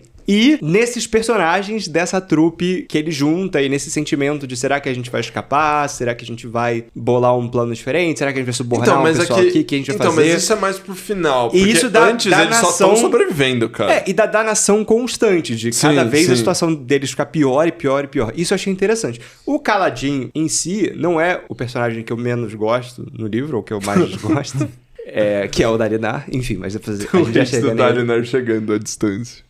Mas o Kaladin é isso. Eu achei ele muito padrão, filme da Disney, Jornada do Herói clássica, mas ele tem esses pontos que... Ele incorpora a filosofia que no Dalinar tá por escrito de maneira demonstrada. Tudo isso deles poderem, mesmo sendo a ponte 4 que vai morrer inevitavelmente, todo mundo ali vai morrer, que todo mundo vai dar bosta total, eles começam a meio que ter uma vida que vale a pena, mesmo o final sendo trágico, sabe? É a ideia que no final do livro fica o caminho antes da chegada, vida antes de morte. É uma das Jura teses. que você dele. lembrou das palavras radiantes? Cara, eu acho legal, cara. Eu acho mas isso interessante. tem vários lugares, Tem uma coisa que faz parte, né? Muito do Caminho dos Reis é comparado com filosofia nietzschiana, principalmente em relação à ideia do surgimento da moral e do herói trágico. E eu acho que a ideia do herói trágico, ela permeia muito a ideia da Ponte 4. Porque eles sabem que, tipo, cara, não tem salvação pra eles. Mas eles vão fazer o melhor com o que eles têm. E eu acho muito bonito isso. Tipo, um cara que nem o Kaladin, que tá condenado e que só se ferra, ele ainda tentar ser feliz mesmo assim. Eu acho isso muito bonito. E de uma certa forma é o que o Dalinar tem que aprender ao decorrer do livro. O Kaladin, ele já tá incorporando desde o começo da história dele. É que uma coisa que o Brandon Sanderson faz, eu acho que ele fez bem com o Kaladin, é que o Kaladin é esse personagem que, beleza, ele é o escolhido, ele é o predestinado. Sim. A gente não sabe até que ponto, mas pelo menos nesse livro, né? Ele é especial, né? Ele é, sei lá, abençoado, ele tem os poderes radiantes, né? O nome do cara é Stormblast, Sim. né? Caladinho abençoado pela tempestade. Essa história do arquétipo, do escolhido, e tem ótimas produções tipo Star Wars, o Luke é o escolhido, que funcionam como isso, mas acho que hoje em dia Cansa. É algo que é difícil de se fazer. Eu, pelo menos, tenho muito sentimento de, tipo, o cara, ele é o escolhido e ele é bom simplesmente porque ele foi o escolhido. Ele não é por ele ser... tira a parte do mérito do personagem. Não é algo que parte dele, é algo que vem de fora. Ele consegue balancear isso muito bem, de ele ser o escolhido, e ao mesmo assim... Você não consegue tirar mérito do cara. Ele traz da dor. Ele é o escolhido, só que ele é o escolhido pela dor, entendeu? Porra, ele sofre muito e ele faz umas soluções geniais, cara. Até porque uma das conclusões que eu tiro do livro é justamente que ele não é o único que é assim, o Zeph é outro, que eu acho que é igual... Atormentado pela dor. O Zeph e o Kaladin são meio que a mesma coisa, talvez eles são os cavaleiros do prelúdio. Os arautos. Ah, tá, você diz uma...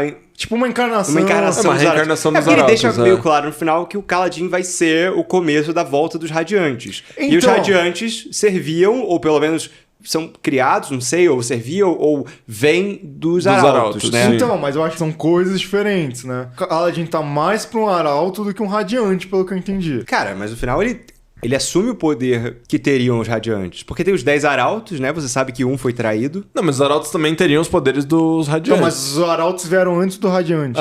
É que isso o livro eu acho que ele não deixa muito claro de propósito. De propósito. A gente vai entender melhor, talvez, Tá, mas quando a gente no ler o campo resto. de batalha do começo do prelúdio da série, Eles são os arautos. tem os arautos, mas eles falam dos Não Radiantes. tem, não fala do radiante. Falam, Falam, eles falam, falam. eles Eles falam falam dos que Radiantes. eles falam que os Radiantes vão ficar lá, Ah, sim, que eles vão tá. embora, mas os Radiantes vão continuar Os lá Radiantes são e os vão peão. servir as pessoas, exatamente. Então, você sabe que tem frotas, eu não sei se são 10 frotas de Radiantes, alguma coisa assim, 10. Porque são os 10 arautos, eles devem ter cada um deles numa frota, né? Exatamente, de Radiantes.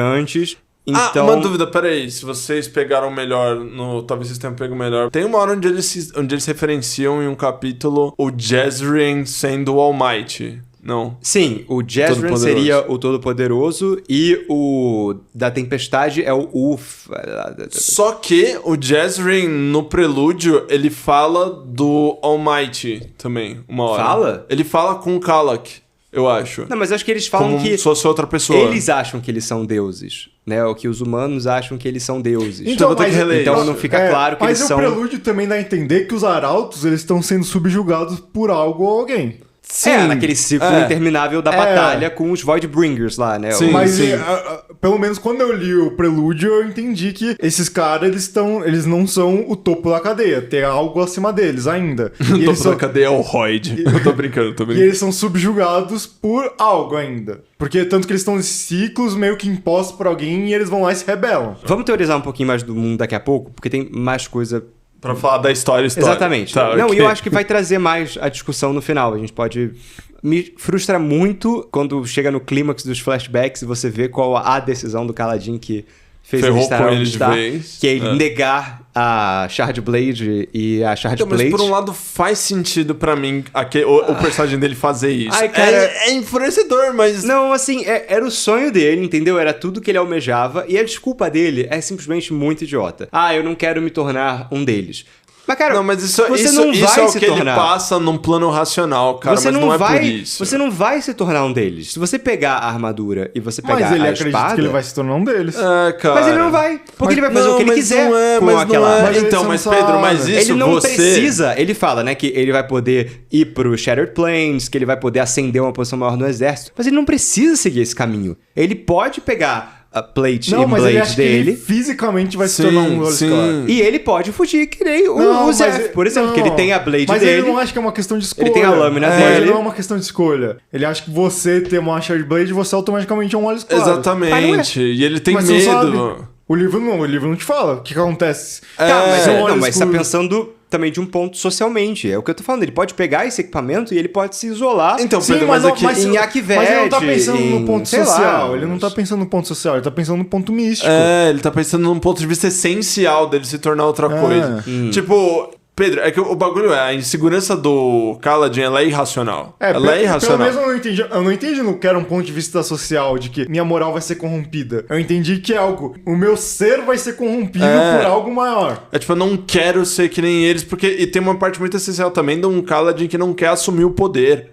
E que tem a ver, inclusive, com a história que o Royd conta pra ele depois da ilha. A partir do momento de você assume a sua potência, assume a sua responsabilidade em cima das coisas, você tem a capacidade de transformar, de fazer diferente... Mas você também tem toda a culpa e tem toda a carga que vem junto com isso, tudo aquilo que você acredita dentro de ti. E eu acho que o Kaladin, pra mim, ele é um personagem que representa tão bem esse tipo de complexo que... É porque eu acho que ao longo do livro ele vai te dando sugestões do que aconteceu e eu acho que ele faz parecer muito que... Porque os personagens da Ponte 4 falam, né? Tem um lá que o sonho dele é... O objetivo dele é pegar uma... Uma Shard Blade. Uma espada radiante. fractal. A espada fractal? É. Tá, ok. Uma espada fractal pra se tornar um radiante ascender e tal. E do jeito que o Kaladin reage, pensa ou fala, eu não lembro exatamente o que é a ação dele.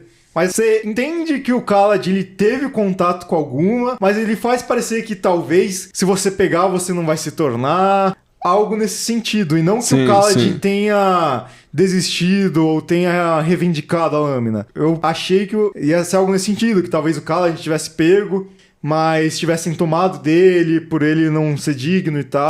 Sim. Eu achei que fosse algo nesse sentido. Assim, eu também achei que iam tomar dele. Sim. Que ele teria pego e aí alguém ia tomar dele. Mas realmente ele só desiste. Eu até entendo desse ponto físico aí que vocês estão falando. Dele negar, querer se tornar fisicamente, não só socialmente.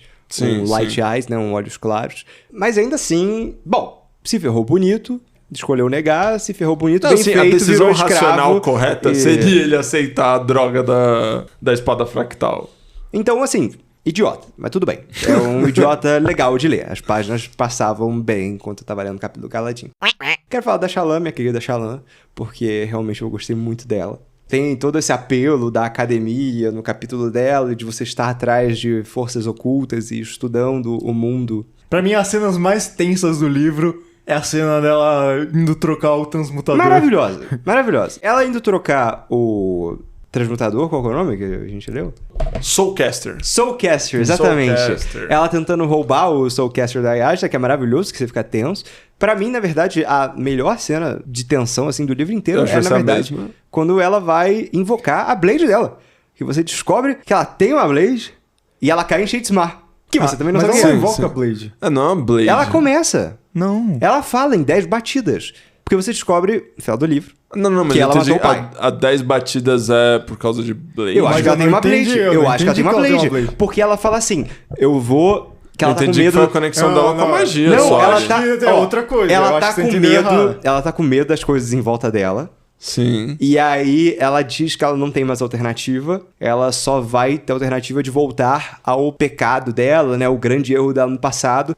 Em 10 batidas. Aí ela fala em 10 batidas. Aí começa 10, 9. Só que aí nisso, quando tá a contagem, ela cai em Shadesmar. Então, eu entendi que ela tem uma Blade, e ela acaba não usando, porque ela cai em Shadesmar antes, e aí ela vai parar em Shadesmar. E ela tá vendo os bichos. Eu achei muito tenso, eu achei que ele escreve muito bem essa cena, e você virando as páginas, e os bichos atrás dela, e ela desenhando, e ela correndo entre as salas e desenhando, e até que ela vê os bichos em cima dela, e ela cai em Shadesmar. Eu achei bem... Mas eu não tinha pego isso da Bem bom. Blade. Eu não tinha pensado na Blade também, mas talvez. Eu tava pensando nos bichos mesmo.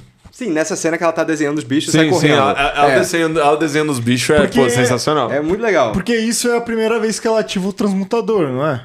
Então, eu achei que Eu era achei isso. que era relacionado a... Ativa não, né? Então, Você descobre depois que... Sim, partiu então, dela. mas eu achei que era isso. Eu achei que era Então, isso, não mas- achei que era Blade. Eu achei que o poder de transmutação era feito assim, entendeu? Não uma Blade. Mas pode ser que sim. É porque tem vários momentos no livro onde eles usam a coisa das 10 batidas, mas eu não lembro. Pra mim não tava associado às Blades. Eu comecei a gostar mais da Shallan a partir da parte 3 do livro. É que eu gosto muito do comecinho, toda ela tentando ser aluna da Yasna. Eu gostei, mas é que, tipo, pra mim era bem óbvio que ia dar certo. Sabe? Sim. Mas é legal, porque é uma história de falcatrua, e de uma pessoa que está atrás fazendo uma falcatrua e muito... É, e daí ela compra vários livros e... Mas é que pra mim, eu acho também o que me pegou foi o contraste entre ela e o Kaladin. O capítulo mesmo que você falou, que termina com o Kaladin. O Kaladin achou que ele tinha atingido o fundo do poço. Mal, Exatamente, era tipo, termina o capítulo com, tipo, ele não conhecia o que era Vamos Ponte 4. falar dos E aí finais de cortava capítulo. disso pra Shallan, tipo, ai não, eu não vou conseguir ser aceita. Mas eu gostava do drama disso, dela querer roubar. E a gente teve essa discussão. Você é o cara mais bruto ali da Ai, pelo amor de batalha, Deus, Pedro. que quer ler o Dalinar com a espada, Não, o cara da não Disney quero. levando a Cara, fonte. Você E acabou eu... de falar que o Dalinar é a parte mais lenta do livro. Não falei que eu falei imaginando pra ler, como leitor, não necessariamente em termos de ação. Não, mas não tem ação, Mas não tem rapaz, ação, também tem... Só o final, A né? parte 2 inteira tem, tipo, uma cena de E ação a com o Shallan Dalinar. tem mais disso, assim, de você ir atrás do significado daquele mundo, daquelas coisas, e, de novo, A um plano... Shallan também tem diálogos e diálogos com aquele insuportável do Capsol ali flertando. Nossa, eu não confiei nele por uma página. Eu também não. Ele apareceu e eu virei e falei, esse cara aí vai fazer merda. É, assim, eu acho legal a traição dele. Eu previ um pouco, Não pelos motivos que revelam no final Sim, seriam os motivos, mas eu previa que ele queria a Shyamalan pra alguma coisa com a Yasha, né? Não. na Yasha de alguma Eu forma. não acho ruim ser previsível. Eu acho que uma boa literatura, de certa maneira, deve ser previsível no sentido de que se você presta atenção, você deveria ser capaz de entender que aquilo tá acontecendo.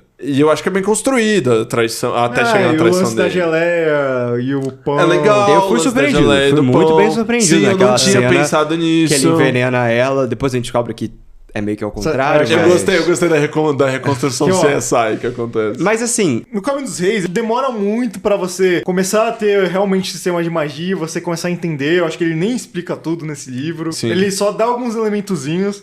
Mesmo com o pouco que ele dá nesse livro, ele entrega. Uma coisa que eu acho que o Brandon Sanderson faz bem, e depois lendo Mistborn, eu acho que realmente ele faz bem, não é só criar um sistema de magia interessante. Ele usa esse sistema de magia de uma forma interessante. Sim. Essa parte do envenenamento, depois como a Jasna percebeu com a transmutação e você entende, toda a parte do sangue também, tipo... É muito legal. Isso são gimmicks, ele realmente botou em prática e ficou interessante. Que pra mim é uma das minhas maiores críticas com o Nome do Vento. Eu acho que ele cria um sistema de magia que é muito legal. Tipo, eu acho o sistema de magia do Nome do Vento muito legal. Pra mim, o melhor capítulo é o capítulo que é a aula... parênteses bem rápido de Nome do Vento. O melhor capítulo do Nome do Vento é o capítulo que é uma aula... que a aula e que tem a disputa no meio da aula. Deles fazendo a disputa, que eles aprendendo e fazendo uma disputa do sistema de magia, mas ele nunca usa o sistema de magia com Fora da com universidade, o potencial que tem. é. Porque assim, é muito legal, mas ele nunca usa ele. Também, a parte que eu menos gosto desse livro, do Nome do Vento, é o clímax, que é toda aquela luta com o dragão, que eu acho péssimo. Sim, que é onde ele desnecessário. podia ter usado todo o sistema de magia, ele não consegue usar. Tá, fecha seu parênteses. Fecha parênteses.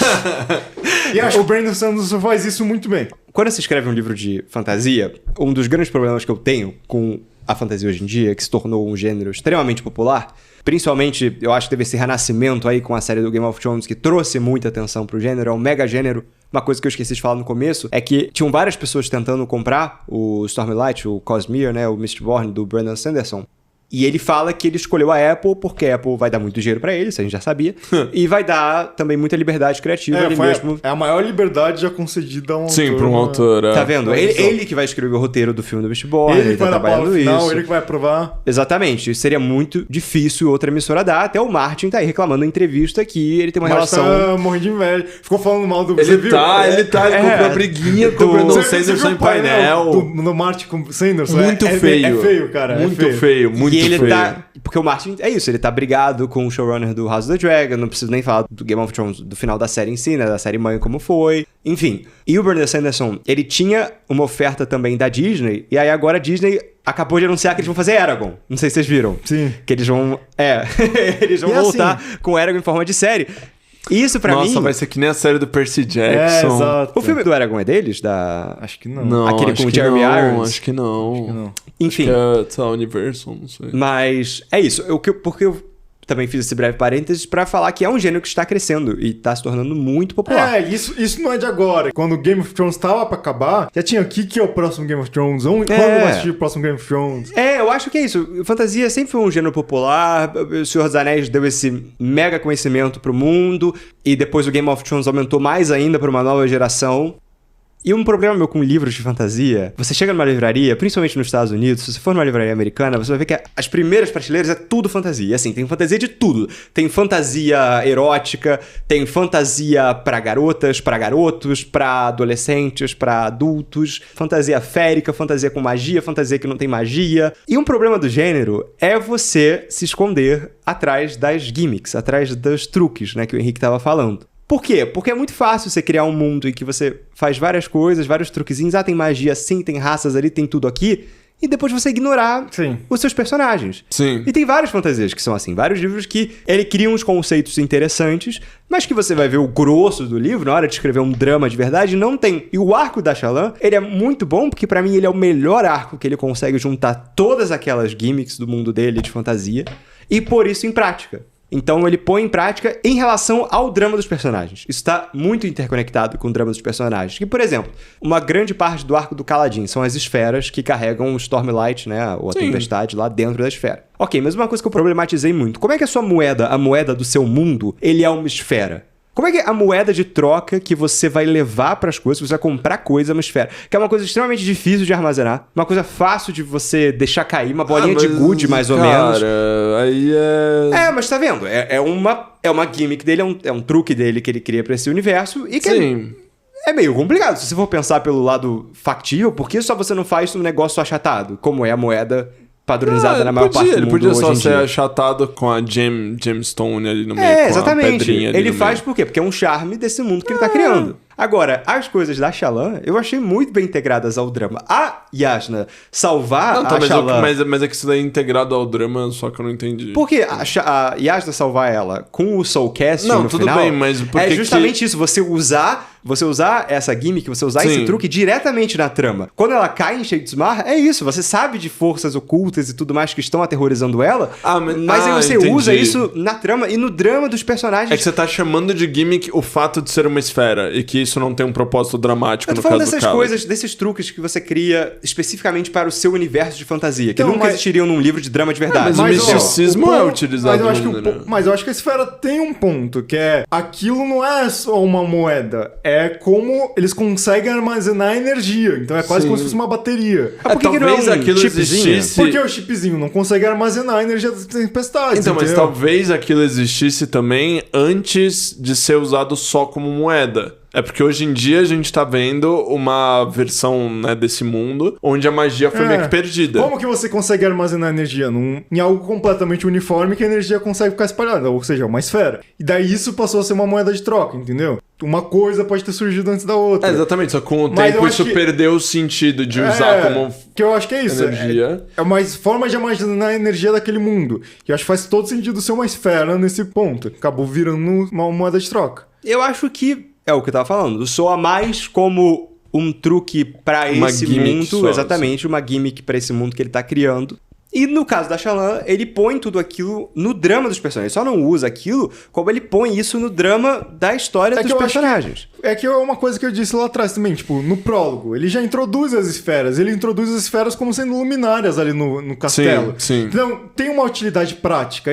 Acho que esse é o ponto. Você lê o prólogo e pensa, pô, por que são esferas? Por que elas estão ali? Por que elas estão carregando essa luz da tempestade? Você entende porque isso tem valor nesse mundo, porque isso são objetos que conseguem catalisar essa energia que vem das tempestades, essa magia, esse poder. Então eu acho que tá introduzindo na trama. Eu não acho que é gratuito ser uma esfera, entendeu? Eu acho que são objetos que, além de possuir valor, ele tem um valor útil. Não é só um valor teórico igual uma ele moeda. já teve uma outra interpretação Não, sobre não é ele já mesmo teve, que já ele existia. tem, entendeu? Não, Ele ele tem ainda um tem, valor ele ainda prático. tem, mas é que ele pode ter...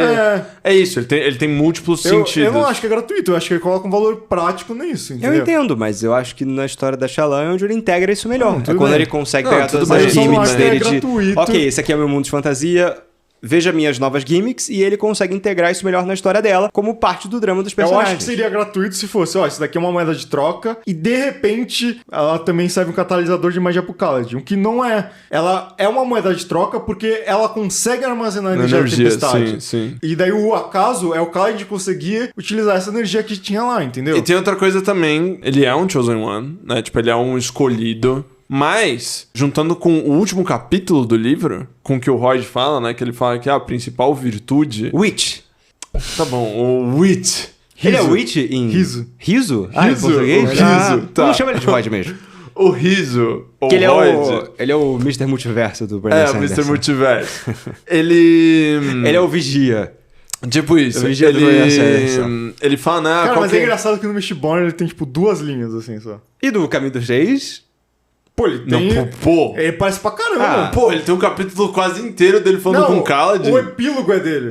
Tudo bem. Porque é por um livro de Não, mil e tantas No páginas. segundo livro eles só citam, tem um cara lá. Pronto, ele nem fala. Eu nem lembrava dele no Mistborn, entendeu? não, no eu só, Mistborn tipo, eu vi a cena dele com o Dalinar, onde ele fala pela primeira vez o nome Royd. Aí eu fiquei, pera, esse é o desgraçado, porque o Henrique tinha comentado comigo. Tem um cara que tá no Mistborn, que tá no Way of Kings. Aí, na hora que ele tem uma conversa com o Dalinar, onde ele fala pela primeira vez de Gibberish, é esse cara. Só que eu entrei na internet, eu falei com o Henrique, aí o Henrique falou, não, ele tá no Mistborn lá. Aí o que ele faz no Mistborn? Aí o Henrique falou e eu fiquei, tá, ok. Aí aparece em um capítulo do primeiro livro, aí no segundo livro, nem lembro onde ele tá no segundo livro. E o terceiro, tipo, ele é mencionado rapidamente.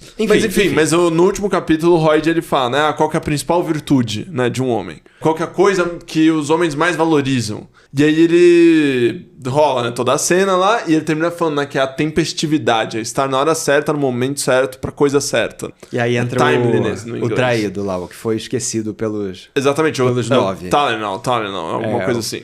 Essa é outra coisa interessante, desculpa, antes de terminar seu ponto. Que, não sei se vocês perceberam, o nome que eles usam no prelúdio são diferentes dos nomes dos deuses no mundo. Parece que é uma interpretação errada. Exatamente. Que eles entenderam errado os nomes. O livro inteiro o Teft fica falando Kelek. Mas os deuses são os arautos? Eu acho que sim, porque são nomes quase idênticos, só que você vê que tem umas diferencinhas. Então, tanto que eu acho, esse negócio que eu falei, eu acho que realmente o All Might talvez fosse uma coisa separada. Não, o All Might é o Jezreel. Separada do Jezreel antes. All Might é o mas depois Todo-Poderoso. virou o Todo-Poderoso. É o Todo-Poderoso. Que é o Jezreel. Aí tem o que é o Stormfather. Não, o pai Tempestade. sim. Tá, mas o ponto da tempestividade, que eu tô falando, tá na hora certa, no lugar certo, né, pra fazer a coisa certa. Talvez o Kaladin seja justamente isso. Quem disse que o Kaladin é a única pessoa que consegue fazer esse tipo de coisa? Sabe? Tipo, até porque eles não entender que os Radiants, né? Os Radiantes, existiam uma boa quantidade. E que talvez o Kaladin seja justamente isso. Ele tem a tempestividade. Ele tá no momento certo, na hora certa. Ele tem isso, é a virtude a princípio dele. Mas que talvez ele não seja a única pessoa. Talvez a Shallan, inclusive, a Shallan consegue fazer o soul casting, né? Consegue fazer a... Não sei como é que eles chamam. Eu acho que tem chance, no final, dos 3 serem radiantes. Então, eu acho que sim. Eu acho que os 3 são radiantes. Colocando, porque é isso, ele dá o poder pra Shallan no final e ele claramente, talvez a Yasna também seja uma, porque ela consegue soulcast exatamente. nada, né? Como isso é explicado no final do livro. Eu acho que ser um radiante não deve ser um negócio tão raro, só que é um negócio adormecido. Não, você vê no flashback do Dalinar que de 300 mil radiantes. Exatamente. O livro ele não fala de onde os radiantes vieram, né? Tipo, não, a gente não sabe. Mas você entende que é isso, é como eles servissem mais ou menos aos arautos, ou como fossem criações dos arautos, alguma coisa assim. Tem uma ligação especial. Sim, mas existe a possibilidade... Que na cadeia do poder os arautos estariam talvez maiores. Existe a possibilidade do Kaladin ser um arauto também?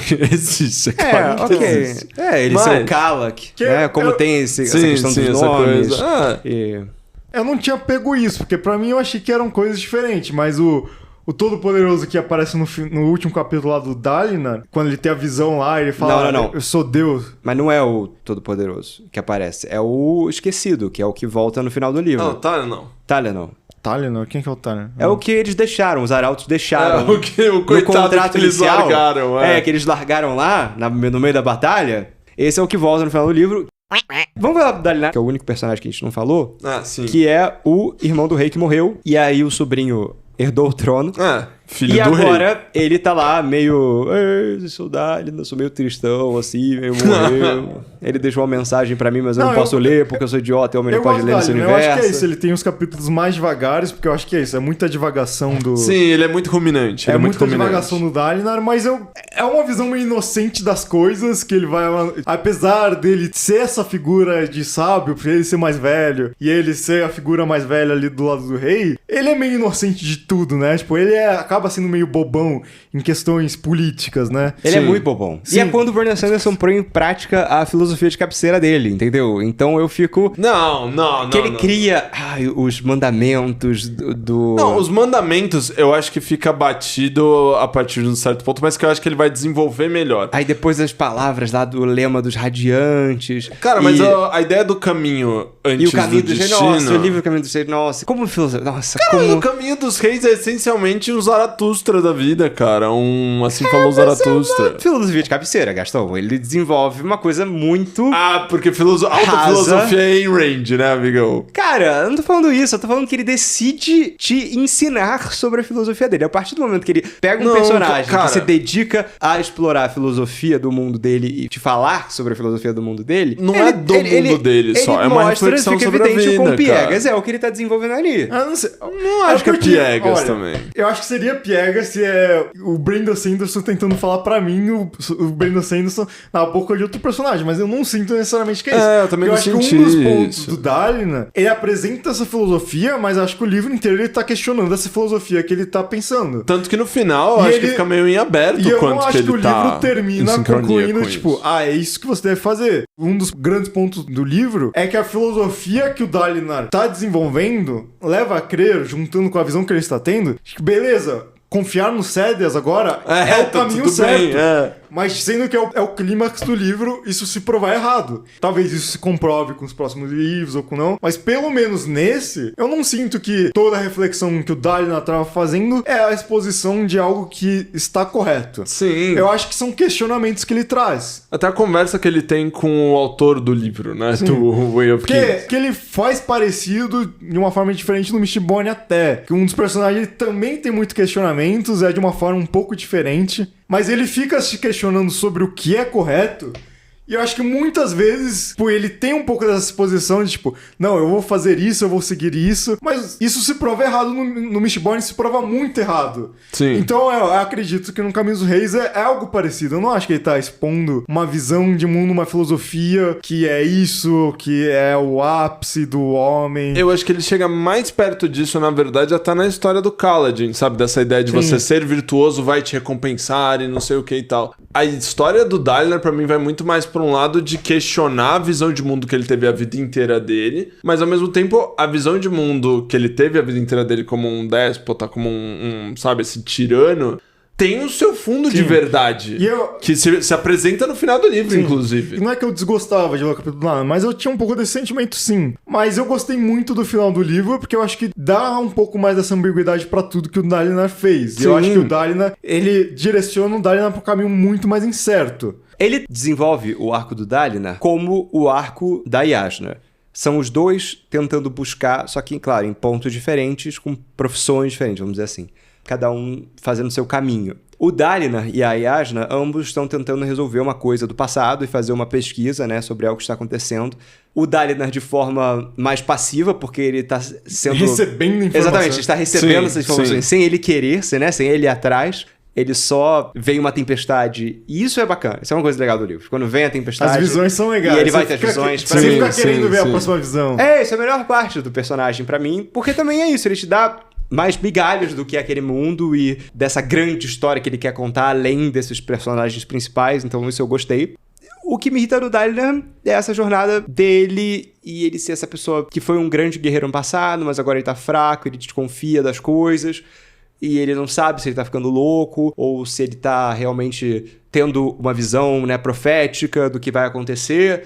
Sei lá, cara, eu acho que é isso. É um personagem meio bobão, meio fraco.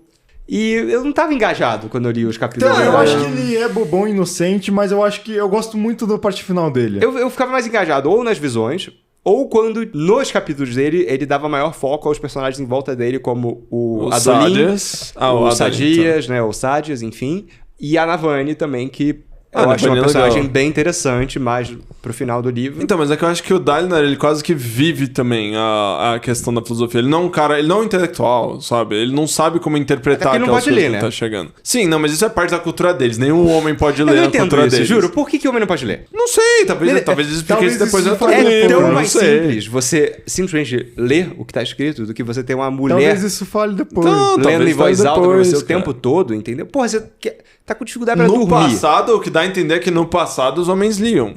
Sim, o sim. próprio Então- autor do Caminho dos Reis. Então, Ele lia, ele fala, e ele eu lê. acho O Zé como- lê. Sim, Tanto sim, que o ele Zef escreve. Sim, Ele mas é lê, porque ele- ele é de outra cultura. É, O Zef é do ele Não, Shine, eu acho que alguma deve coisa ter uma explicação pra isso, Ele é como Shine. a maioria das coisas que o Brandon Sanderson bota no livro, né? Eu acho que é algo que ele vai explicar em algum momento. É, o Dalinar, sabe, ele é essa figura de um homem que não é um intelectual, ele não é um grande filósofo, mas ele tá vivendo a filosofia ali. Tipo, ele não é bem integrado como, por exemplo, uma personagem que nem a Yasna. É que eu A achei- Yasna, inclusive, que eu acho que é sensacional, os momentos onde Sim. ela entra dentro de filosofia também. É que eu achei, é isso, tudo com Dalinar, tudo meio brega. Eu achei a filosofia brega, eu achei aquela cena... Desculpa, Brandon Sanderson, falar mal do seu livro que vendeu milhões de cópias, mas aquela cena que ele decide fazer o assalto nas planícies e que ele põe a armadura, aí ele pula e aí ele desce socando o chão como se ele fosse um Power Ranger, entendeu? E aí ele fala, vamos lá, galera, vamos todo mundo lutar. E ele sai liderando a frente de batalha e ele ganha. Mas eu acho que é uma crise ali de... A Jim Hart. Não é nem de meia idade, é crise dos 50. Parece que ele tomou um Viagra, entendeu? Foi pro campo de batalha. Mas eu acho que essa é a vibe. Mas é que esses momentos servem justamente pra colocar em contraste o Dalinar de agora com o Dalinar que já foi um dia. Eu não tô falando que não faz sentido, eu só estou falando que eu achei brega, entendeu? Eu achei a leitura brega. E pra mim, o ápice disso é o clímax do livro, que eu já entendi que vocês gostaram da batalha final. Eu tenho críticas. Mas eu acho muito, muito precipitado o Dalinar confiar no Sadeas naquele nível. E eu acho que... Cara, mas é que ele viu uma visão de Deus falando pra ele pra confiar no cara. E ele teve a visão... E ele foi comprovado que a visão dele era real. Mas além da visão, eu achei tão brega também. De novo, tudo com o Dalinar eu achava brega. Achei tão brega o Sadeas trair ele naquele momento que, quando eu li o livro... Mas por que brega? Faz sentido. Porque, cara, é uma coisa que eu tava esperando o livro inteiro, entendeu? Eu falei, ele vai te dar... Eu não tava esperando, não. Eu me vendi pro Você foi surpreendido, jura? Quando ele traiu, você realmente... Eu acreditei no Sadeas. Cara, tipo, o Sadeas, eles te dão evidências o suficientes pra acreditar que o Sadeas não é de todo um agente ruim, cara. Inclusive, mesmo no final do livro. Eu realmente acredito que o Sadeas fez isso achando que é a melhor coisa pra fazer pra Aleph. Porque eu acho que eu não me surpreendi tanto, porque eu estava, de certa forma, do lado do Sadeas, entendeu? De ver, entender... Aí, tá explicado, entender o bobão que acredita nas visões e tudo mais, e o Sadeas só querer a guerra. Não tô falando que eu concordo com isso, só que eu entendo o ponto de vista dele. Entender que a maneira... Mas eu acho que esse é o ponto, eu não acho que o Sadeas... Que a maneira é a vingança. Então, mas eu não acho que o Sadeas é, tipo, o vilão do mal. Não. Ele... Mas quando ele trai, eu falei, ai, jura que você vai fazer isso? E a traição no final do livro, no clímax do livro, isso é uma coisa tão óbvia. É tão mais impactante quando eu li a cena da Shallan, quando ela é envenenada e ela fala pra Yasna, mas peraí, o Soulcaster tá comigo, o Soulcaster é falso. Isso foi uma cena de uma euforia tão maior, falando em clímax de personagem, né, dos três, cada um tem seu clímax ali. O do Caladinho é meio compartilhado com o do Dalinar, mas enfim. Eu achei tão mais eufórico lendo, tão mais... Eu achei visualmente muito legal, assim. Na minha mente foi muito legal. E entra outro problema que eu tenho com o livro, com o Brandon Sanderson, no geral, na escrita dele, é que ele se demora demais nas cenas de batalha. Ele vai escrever batalha... Depende, Deus do céu, depende. As batalhas de 50 páginas. Aí ele faz a luta e ele passou... Eu acho que talvez os filmes e as séries sejam muito boas, porque acho que ele daria um bom roteirista. Mas, nossa, na hora de ele escrever pro livro, o cara pegou a espada e passou pelo cordão esquerdo e cortou o tórax, o abdômen, tirou a perna e levou não sei o quê. E assim, ele vai descrevendo... Eu acho maneiro. Movimento a movimento. E você não precisa fazer isso. Não, mas eu acho que é de uma maneira fluida. Eu acho que é muito mais interessante. Eu concordo com o Henrique que é fluido, tanto que não me pesou tanto. Mas eu tenho que admitir que eu tava um pouco no piloto automático na última batalha do livro. Exatamente, cara. Várias porque batalhas. Porque tava muito longa. Mas, dito isso, Brandon Sanderson acho que foi dos melhores descrições de combate que eu já vi em um livro, tá? Cara. Porque comparando com outros livros de fantasia que eu já li, porra... Comparando com os primeiros do Martin também, porque o primeiro e o segundo não são tão bons ele escrevendo. Acho que no terceiro ele já começa a pegar uma manha e no terceiro tem cenas de batalhas legais. Eu vou dar um exemplo aqui falando do Tolkien. Você falou do Nome do Vento, mas eu vou fazer um exemplo elogiando o Tolkien. Porque o Tolkien, ele não é um autor de escrever muitas batalhas. Se você lê O Senhor dos Anéis, você vê que ele não perde muito tempo escrevendo batalha, o que eu gosto. E isso serve muito bem ele, por exemplo, na Batalha dos Campos de Pelennor, que tem a Elwyn lutando contra o Nazgûl, né, contra o Witch King. Ele não descreve muito da batalha, ele fala mais por alto, enquanto ele fica falando do Pippin resolvendo o problema com o rei, que é uma coisa absolutamente humana e uma relação de drama que não envolve espada e feitiçaria nem nada. E depois ele vai perder o tempo dele com a Elwyn versus o Nazgûl. Então ele escolhe esses dois focos, ao invés de falar com a batalha como um todo, e isso valoriza muito mais esses dois pontos aí de tensão que ele tá criando.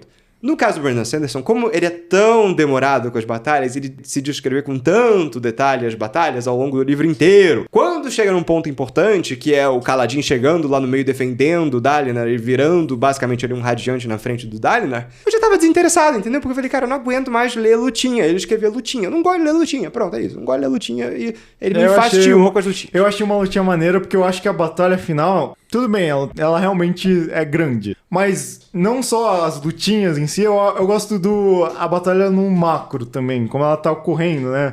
Você tem onde ela tá ocorrendo, como ela tá ocorrendo. Então, as tropas do Dalinar tá encurralada lá perto do pico que é um pico no meio das planícies quebradas. Começa sendo cercado, e daí tem a ponte vindo. Eu gosto desse esquema de batalha.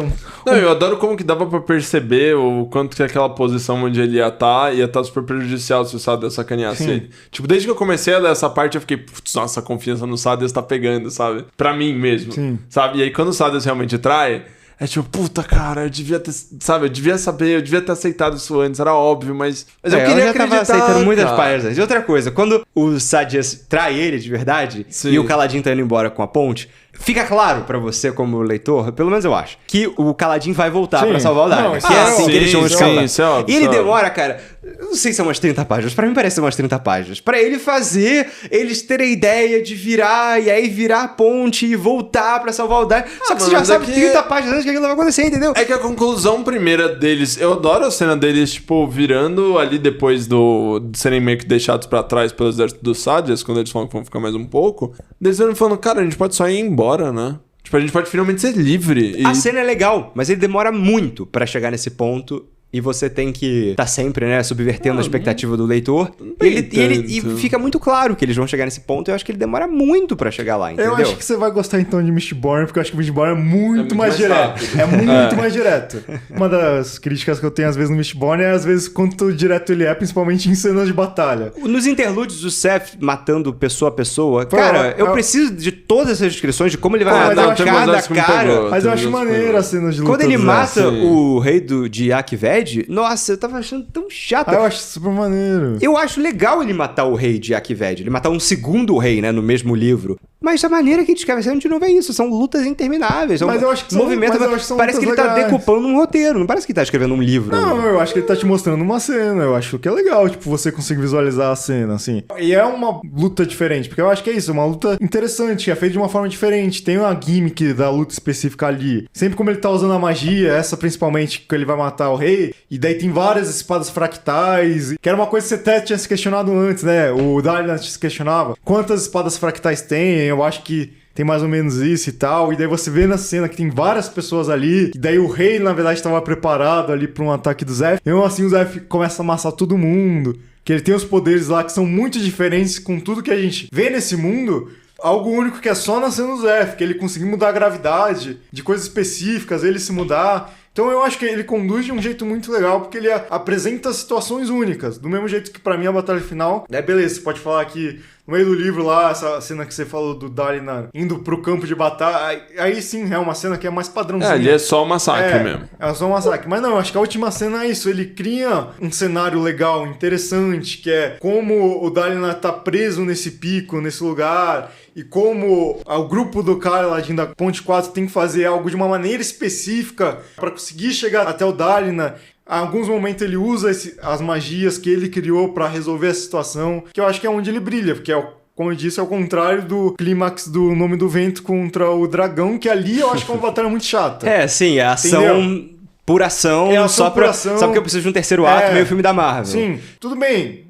É uma batalha longa, isso eu acho que ele joga uma batalha no livro porque ele acha que precisa de uma maneira apoteótica de terminar. Do Nome do Rei ou do Caminho do Rei ou o Nome do Vento? Dos dois.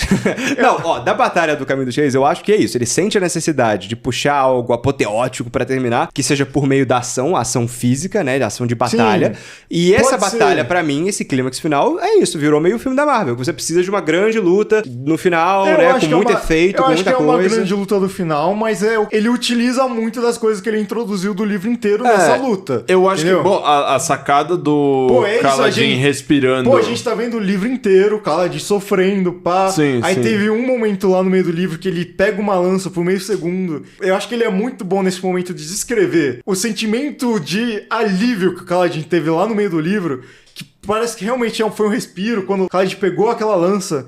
Mas logo isso termina, o Kaladin já larga a lança. E daí você tem mais 500 páginas do Kaladin sofrendo e tal. E alguns vislumbres de quando o Kaladin teria a lança. Tudo combina nesse momento. É o grande momento apoteótico final do livro? mas eu acho que ele construiu o livro inteiro pra chegar naquele momento. Eu entendo tudo isso, eu não sou contra a ideia de batalha necessariamente, mas eu acho que a descrição dele parece mais que ele tá tentando fazer uma reconstrução histórica do que realmente escrever algo que te engaje de verdade, Mas que puxe o me engajou. leitor Então, mas eu pelo acho que o drama drama dos personagens. Não, então, mas é exatamente Mas o que eu ia tem falar. O drama dos drama. personagens, pô, o Adolin virando pro Pô, eu Dalinar. acho muito bom quando eles estão conversando e Sim. tipo, pô, a gente foi traído e daí... Pô, o os caras- discurso do Dalinar é tipo o discurso do Shingeki, só que 20 vezes melhor. Eu me senti vendo Independence Day, entendeu? Você tá louco? O presidente O vai caminho lá antes discursar, do... falar, vamos lá, galera, vamos se juntar. Cara, é a filosofia que ele tá construindo o livro inteiro concretizada ali, achei muito cara. breve. Pra mim, o momento... Que não importa que no final você vai morrer, porque todo mundo morre no final, cara. Spoiler, todo mundo no final sempre é trágico. Pra mim... Mas até lá é o que importa, cara. Muito mais impactante é ele entregar a Shard Blade dele, a lâmina fractal dele, pro Sidious Eu acho no uma final. cena muito Também. boa. É uma que é cena muito que eu fiquei boa. muito mais chocado como leitor, por mais que tenha um pouquinho do shock factor, ele faça mais pra te surpreender e dessa ideia que ele... Mas assim, Que eu acho que ele vai transformar os três nos então, radiantes. mas é que é isso, eu não sei como se dão as sequências, mas obviamente tem o valor de choque dele da Shard- eu acho que ele tem um pouquinho mais. Mas é algo que, assim, pode ser que seja o que a gente critica sempre das séries, ele volte um passo atrás. É, exatamente. Né? Mas porque é algo que traz uma consequência muito grande. Exatamente. É isso que eu tô falando. É muito mais impactante pra mim como leitor ler isso do que ler 50 páginas de batalha final. É Mas, pô, o Adolin finalmente aceitando uma ação física o lance muito com mais o pai simples. é muito boa, é muito bom também. Kaladin finalmente conhecendo o Dalinar, finalmente encontrando uma figura que realmente reflita os ideais que ele achava que os Olhos Claros tinham desde o começo, sabe? E o Kaladin continua suspeitando do Dalinar. gostei, Eu acho legal. muito capaz o Dalinar atrair o Kaladin no futuro. Eu não por acho, o Dalinar eu ser uma acho. pessoa ruim, mas simplesmente por ser interesses diferentes. Então. Por o Dalinar querer uma coisa, o Kaladin querer outra. Então Sim, eu acho eu legal acho possível. a maneira que ele constrói essa futura relação, né, de desconfiança e que pode virar no futuro, no próximo Bom, livro. como eu disse, eu gostei da batalha final. eu concordo que ela é grande, de fato, mas eu gostei por todos os motivos que eu já apontei aqui. Ela é grande, mas eu li numa tacada Mas só, inclusive. Sim, mas eu adorei. gosto muito também desse... Pode considerar depois da batalha, que é o clímax, esse todo epílogo, né? Que acontece depois da Putz, batalha. cara, mas... É que aí é o que eu falei do fator de choque. Os epílogos. Eu fiquei animado pra ler o próximo livro. Mas precisava ele virar um filme do Shyamalan e, tipo, puxar 15 plot twists nas últimas páginas do livro? Ah, mas eu achei interessante. Porque eu já tava cansado, assim. Ele vai dando os capítulos finais, aí o plot twist aqui. Aí o da Shyamalan eu achei legal. É o mais legal que ele vira a ideia do soulcasting ser uma sim. coisa que tenha na Yasna e tenha na Na Shyamalan naturalmente, né? Que elas não precisam Não, do mas soulcasting. calma, só deixa eu concluir o que eu tava falando. Tudo bem. Tem essa parte da espada, que é um valor de choque, mas que faz sentido ali. Você é surpreendido, acho que faz sentido e tudo bem, acho que depende das continuações, de como isso realmente vai ser levado pra frente.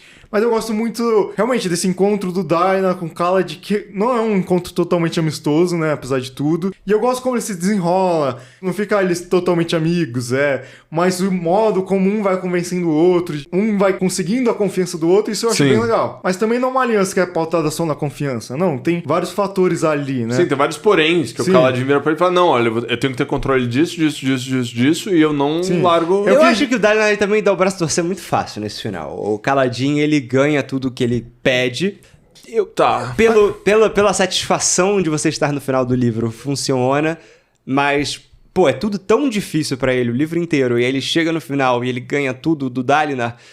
É que eu acho que. Não, eu acho que faz sentido o Eu movimento acho que do da Dalinar. situação que aconteceu da batalha, sabe? Sim. Que é o Kaladin surgiu como um deus ex-máquina pro Dalinar. Assim, entendeu? ele, o Dalinar Dalinar não vê teria como nada, talvez- ele ele estaria não queria absolutamente morto. nada. O Dalinar Sim. vê ele como talvez o único verdadeiro aliado que tá alinhado com as questões E é isso, eu ideológicas não acho que dele. ele recebeu sabe? tudo de graça. O Kaladin e toda a equipe 4, eles tinham um plano de fugir. E eles decidiram desistir desse plano pra fazer outra coisa. Então, não acho que foi de graça, porque a outra alternativa eles teriam fugido, entendeu? Sim, eles teriam ficado livres. Mas ele ceder tudo que ele pede, o comando das pontes... O comando das pontes eu até acho mais factível ali.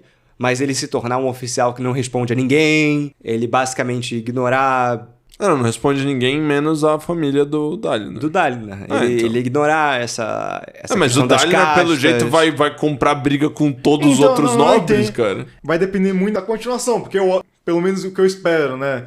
É isso, ele concede muitas coisas, mas ele ainda fala, você é um olhos escuros, né? Ele ressalta isso, né? Que por mais que você não responda, Dá a entender que, tudo bem, eu estou te dando isso, mas talvez nem todo mundo te respeite do jeito que eu estou te respeitando. E o Kaladin vai continuar com a cicatriz na cara? Será? Eu fiquei pensando nisso o livro todo. Sim. Porque eu vi várias artes também que simplesmente ignoram a cicatriz. Ah, não, mas eu acho que é só ignorância mesmo. Eu acho que é só... Não sei, o segundo livro, a arte, o Kaladin tá sem a cicatriz, né? Que ele tem a da capa, né? Mas eu acho que ele pode se regenerar, eu acho que é uma coisa muito fácil de ele resolver. Sim, eles sabem que tem uma Soulcaster lá no campo dos Sadias, pelo menos. Eles têm Soulcaster em vários campos, né? Que eles falam que constroem as coisas e fazem tudo via as... Enfim, estudiosos, magas, não sei como é que... Magos, não sei como é que ele... O arco tanto do Dalinar quanto o Kaladin, pra mim, é muita história sobre dois homens que eles estão vivendo esse conflito entre ter uma potência, entre reconhecer a importância de se impor, né? E de exercer a violência, às vezes mesmo, sem deixar de ser uma boa pessoa dentro dos paradigmas deles. Inclusive, o final do livro, pra mim, o Dalinar chegando lá, metendo o pé no peito do rei... Né, do Elcar, do sobrinho dele, eu achei sensacional, desculpa. É que, de novo, outro plot twist que ele puxa pra acabar o livro de forma impactante. Não é um plot twist você isso. que cortou a... Mas mas isso faz cela sentido. do cavalo. Mas Isso faz seria sentido pra ruim, caramba. sabe? Porque ele fica os últimos 10 capítulos só puxando plot twist Mas das qual é o plot twist. problema disso? Que é completamente fator de choque. Completamente pra te chocar. Não é só pra chocar. E Faz fazer sentido você com o livro ficar- inteiro, o Elcar. Essa é aquelas séries eu não da... acho que é só fator de choque. Eu acho que ele, tudo que ele joga, ele construiu, sabe? Sim. Tirando realmente o prólogo do prólogo, que é a última coisa, que é a parte do riso, que é o capítulo do riso, que é realmente mais... Ali eu acho que é algo mais... Ali é um pouco Marvel. Ali Mas ainda é legal. Ainda é legal. Exatamente, a cena pós-crédito da Marvel Essa é a total. cena pós-créditos que é realmente... Ali é mais tipo, olha Eu isso. tenho certeza que esse cara, hoje... Qual é o nome dele? Não. Tá, Leandro, não vai ser um mega problema do começo do segundo livro. Calma, mas entendeu? então não era quem exatamente? Então, É mas o ele não vai esqueci, ser é o um renegar, problema. é o que eles deixam no campo de batalha, que eles... Que é isso, eu quero continuar essa série, eu não sei muito o que esperar às O vezes. que é Shadesmar? Cara, é o que tá na contracapa, né? Isso aqui. Que Na quarta, você... cara. Obviamente, quando você compra o livro, você vê a capa, contracapa, aí você vê um mapa, Shadesmar. Aí você termina o livro, o que é Shadesmar? Não sei, mas tá aqui, é um mapa. É pra onde a Shalom vai. Mostra pro Mas Gastão é que um ele não mapa tinha o lá, livro é o quê? físico. É o mundo que a Shalom vai. É o mundo de bolinha de gude. É, o mundo de bolinha de Sim, gude. sim, que sim, eles sim. falam, um dos interlúdios tem dois. O que o Cabizal faz? Ele é o quê? Ele é um... Ardente. Ardente? Não sei. Como é que é, Henrique? Pode ser? lembro, não. Tá, ok. Ardent em inglês. Eu acho que são dois Ardent. Não sei se são dois Ardent conversando ou dois estudiosos conversando. Sim. E eles falam, não sei padre. o que lá, não sei o que lá, Shadesmar. Eles falam de Shadesmar. Eles falam Falam de Shadesmar. Porque não sei o que lá descobriu o caminho pra Shadesmar, blá blá blá. Aí a Shalom não, a Yasna fala, não, você não pode ir pra Shadesmar, que a Shalom, ela decide contar o segredo, né, que ela matou o pai, e aí ela cai lá em Shadesmar e... Pô, a gente tá quase 2 horas aí falando e a gente não falou de um ponto que permeia o livro inteiro em tudo, que tá em todo lugar desse mundo, os Espranos. Não. Os Friends. Pera, O Pedro odeia os Não, é Espranos. que como é que fala você em português? gosta. Espranos. Esprenos? Você falou que gosta da Sil. Eu A gosto da Sil, Sil. pra mim, traz esse problema no livro, que ele basicamente se tornou inadaptável, não vou dizer, porque eu tenho uma boa ideia do que como eles podem Não, traduzir acho que é os tranquilo. Springs. Que são essas coisas, essa poeirinha mágica que ele cria, Eu achei que o Pedro ia adorar os Esprenos. em volta de Pô, tudo é nesse super mundo. legal. Aí tem Spray da raiva, tem Spray... Mas é super legal. O Brandon sensacional. Sanderson tem um vídeo dele que eu vi que ele fala uma das coisas mais difíceis de adaptar seriam os Sprains pra não ficar muito Looney Tunes. Cara, na minha cabeça é total Looney Tunes, entendeu? Porque o cara fica com raiva e começa a aparecer pontinho colorido em volta dele. Eu acho, o cara eu fica acho que com na dor. adaptação vai ser muito mais sutil. Vai ser... Vai ser Eu acho que vai ser uma coisa meio... muito mais pontual. Eu acho que vai ser uma coisa meio close-up, entendeu? Cara, mas até aí, a primeira aparição de uma armadura radiante.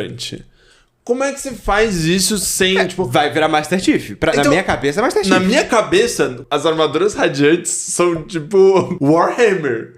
As cenas do Dalinar metendo porrada nos Parsend. Exatamente, na minha cabeça também. É o Warhammer, Ele é Master Chief. gigante ali. Só que eu fui ver fanart, fui ver coisa assim e tal, e a galera fazendo umas... Armadura Armadura azul, só. normal, bonitinha.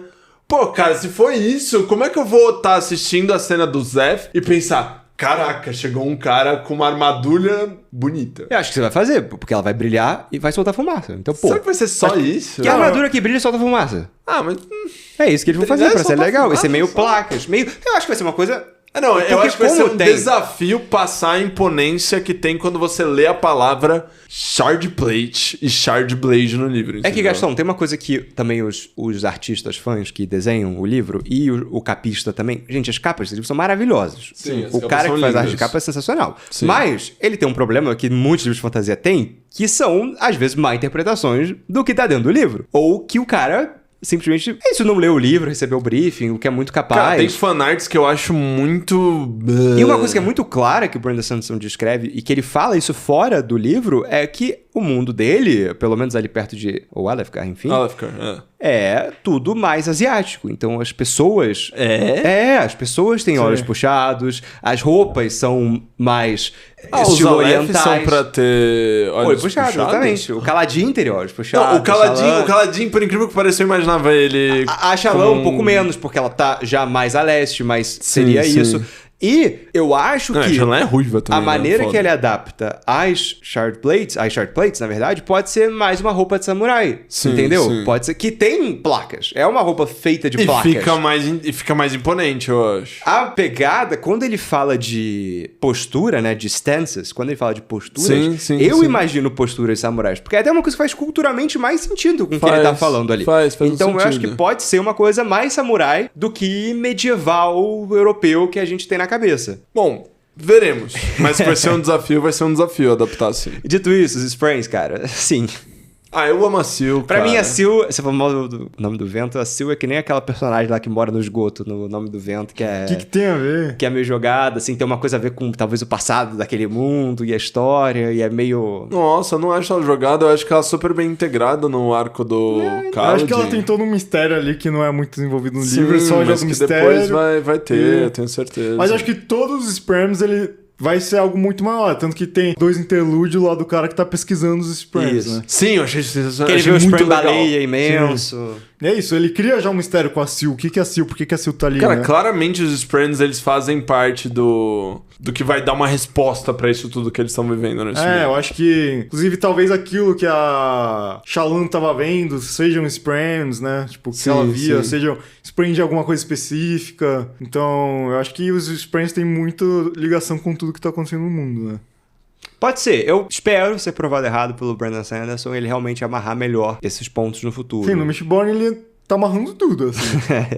Então, eu tenho completa fé nele, Eu gosto de deixar mistérios pro futuro, mas acho que ele deixa muita coisa que parece sem nexo agora, que eu boto fé que É no isso. futuro ele pode Cara, que É o que vão eu ser falei, 10 mais. livros. Mas você tem que esperar 10 livros pra entender como que o Então, eu não sei. bagaço Eu funciona. imagino que até o quinto, né, que é o que já tem, o Brandon Sanderson ele fala que fecha a primeira fase. a primeira fase, né? O primeiro grande arco de Que história. depois vai ter um time skip, vai pular alguns anos Então, entre a eu primeira e a segunda. acredito que até o final desse Não, eu já vi quinto que... vai dar pra cima Não, eu bastante vi coisa. reviews bem que te dá respostas dessa quintologia, né? Que te dá respostas, até mesmo antes do último livro. Eu acho que talvez você receba tantas respostas antes do último livro que talvez seja um dos motivos que o último livro não seja tão impactante como as pessoas queriam. Porque você já teve respostas, e as respostas que faltavam talvez realmente tenham ficado pra depois. Queria fazer um último comentário aqui sobre a escrita dele no geral. Eu acho o Brandon Sanderson muito melhor um planejador do que um prosista, né? Do que um autor na hora de escrever o capítulo pra te engajar, porque tem uma coisa que o Gastão falou, ele termina todo o capítulo de uma forma meio, uau, te choquei, né? Que ele escreve um mega bloco de parágrafo, aí ele aperta Enter, mas o personagem não poderia esperar muito. Todo o capítulo dele, cara, termina assim, é um mega parágrafo, e aí ele dá um Enter e escreve uma frase que é o final do capítulo. Não, tudo bem. Mas é legalzinho, é legalzinho. Eu não acho que ele tem uma prosa ruim, eu acho que é muito longe disso. Eu acho que gosto muito da prosa dele. Ele não é que é uma prosa requintada, tipo, não é uma prosa, tipo... Não, eu acho que parte não da é o virtude Tolkien da é que é vida. uma prosa fácil de ler. Eu acho que é uma prosa sabe? acessível, mas eu acho que, cara, ela é muito fluida, assim, você fica... Cara, você lê um livro de 1250 páginas sem ficar cansado. Exatamente. Olha só, Você eu tem abri que um ser capítulo... você tem que ser um bom prosista pra fazer Tudo bem. isso. Cara, Ó. eu sofri mais em, tipo, lendo Hobbit do que lendo esse livro. Eu talvez. abri um capítulo aleatório. Primeiro capítulo que eu abri. É um mega palavra falando. Yasna suspirou, imediatamente chamando pra Elsa. Tem mais 10 linhas aqui o capítulo. Aí ele dá um enter. Isso, Shala pensou, não vai acabar bem. Então, assim, eu acho que tudo bem. Você tem razão. Pra te fazer ler um livro de 1000 páginas, e na rapidez que a gente leu esse livro, realmente o cara não pode ser um prosista ruim. Mas eu acho que falta, sim, um requinte e falta um pouco de edição também. Eu acho que tem muita coisa que ele poderia enxugar. Não para ser um livro drasticamente menor, mas eu acho que tem pequenos pontos ali que ele poderia avançar mais. As batalhas Pra mim, que eu acho que ele poderia cortar bastante. Os mais fracos do livro são os flashbacks do Khaled. Pior que eu tenho que admitir que eu também não curti tanto os flashbacks do Khaled. Eu gosto, mas... Eu acho que falta um pouco de sutileza na escrita do Brandon Sanderson, e isso é uma coisa que eu espero que ele evolua no futuro, talvez ele melhore, enfim. Talvez com a idade, ele agora passou dos 50 anos. Falta um pouco mais de sutileza. Ele quer te descrever muito as coisas... e jogar muito pra você. Eu concordo que ele não é tão sutil. Porque é um prazer do livro dele você ir descobrindo isso sobre o universo. Que eu acho que ele... Mas quando ele chega nos personagens, ele já te dá tudo muito mais destrinchado. Então, tem momentos... Isso, por exemplo, Shyamalan, meu personagem favorita... Depende. Que ele te fala exatamente o que a Shyamalan está pensando. E Shyamalan pensou isso e aquilo, como reagindo a uma situação do livro. Ele não deixa muita margem pra sentimentos subentendidos. Eu acho que sim. Tudo bem, eu concordo. Eu acho que ele não é realmente tão sutil. Ele compensa essa não sutileza com outras formas. Eu acho que é isso. Ele consegue colocar tantos elementos no livro, tantos elementos fora de contexto, sem te explicar assim na hora. Sim. Mas, e mesmo assim você consegue acompanhar essa história, porque ele torna as coisas mais acessíveis, menos sutis. Mas ele compensa isso colocando muitos elementos. Sim, ele te mantém engajado sempre. Eu acho que ele faz esse balanço. Se ele tivesse uma escrita, sei lá, muito mais puxada, tipo, pro Tolkien, e fosse a mesma quantidade de informação que ele te joga no começo, ia ser um livro muito puxado de se ler. Mas muito puxado. A mesma coisa com Mistborn. Ele também, eu não acho que ele é tão sutil assim no Mistborn, mas porque ele também coloca vários elementos que ele não explica direito, e ele vai só explicar depois, e mesmo assim você consegue acompanhar perfeitamente tudo o que tá acontecendo. É isso, eu concordo, realmente, não tem a maior sutileza no mundo. Eu acho que ele vende mais livro por causa disso, pelo estilo de escrita dele, porque é bem acessível, é bem destrinchado. E o livro vai num ritmo bom. Mas, por exemplo, o Martin, que é um best-seller também, que vende livro pra caramba, ele trabalha muito melhor essas sutilezas dos personagens. Então não dá pra dizer também que, é isso que faz ele ser popular, né? Não, o Martin faz isso muito bem e tem uma série aí. Eu concordo, mas os dois têm elementos... eu acho que são abordagens bem diferentes. O Brandon Sanderson, ele é mais YA, ele é mais jovem adulto, vamos dizer assim. Por mais que ele tenha temas mais pesados no livro... Ele é um livro que facilmente seria lido por um adolescente. Sim, eu acho que são... Sim. Já o Martin, ele tem uma pegada que um adolescente pode ler, mas essa história da fantasia dos... Grimdark. Exatamente. Dos fãs de fantasia, né, chamam o Game of Thrones de Grimdark, e esse aqui mais uma fantasia... fantasia épica tradicional.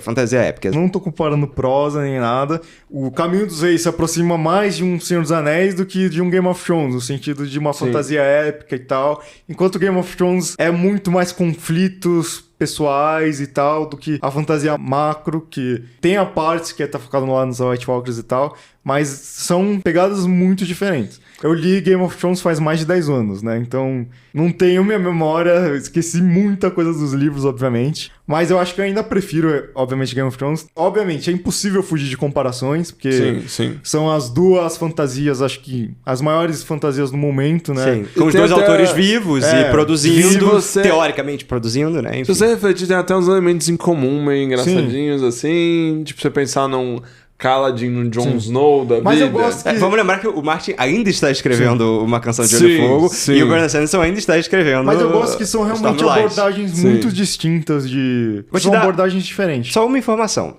Os finais do Martin são extremamente apoteóticos e sensacionais e nenhum livro dele terminou com uma grande batalha. Só isso.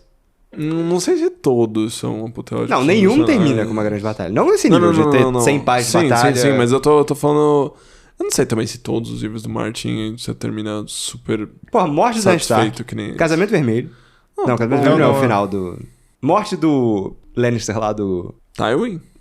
Não, mas são estilos muito diferentes, cara. São estilos muito diferentes. Mas... Primeiro que o Martin nunca foi descrever batalhas. As batalhas do Martin exatamente, Eu diria que são os pontos mais baixos. As batalhas da série que são muito boas não tinham nos livros, né? Sim. Elas são... Tipo, Hard Home, que é um dos maiores episódios... Não tá nos livros. Sim. Ele é só citado o que aconteceu. Porque é uma coisa mais cinematográfica, que funciona melhor gravada do que... Não, eu não concordo. Lida. Por isso que eu acho que ele vai ser... Ele tem chance de ser um roteirista prodigioso. Não acho. Porque eu acho, por exemplo, O Senhor dos Anéis. Eu acho a batalha lá do Fugiu o nome. De Isengard. Não, de Isengard, do Ronins lá. De... Harry Hall da Game of Thrones. Meu Deus do céu. Tem um filme que a gente... Nossa Sim. O primeiro podcast para borracha. Não, é inteiramente do Abismo de Helm. Eu acho a Batalha de Abismo de Helm muito maneira. Pô, batalhas são legais em livro também, sabe? A Ilíada, um livro inteiro de batalha, é um dos meus livros favoritos. Só que não é essa coisa do Brandon Sanderson de escrever cada espadada, mas as batalhas de Mas tem um propósito em alguns momentos de fazer isso. Tem algumas onde eu acho que ele erra a mão, mas tem outras onde eu acho que ele acerta. Talvez isso seja um dos motivos que o George não tá escrevendo os livros. Que agora que é pra ser o clímax tem que ter batalha, o cara não tá conseguindo, entendeu?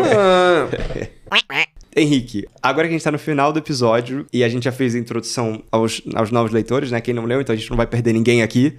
É melhor começar a Brandon Sanderson por Stormlight ou por Mistborn? Mistborn.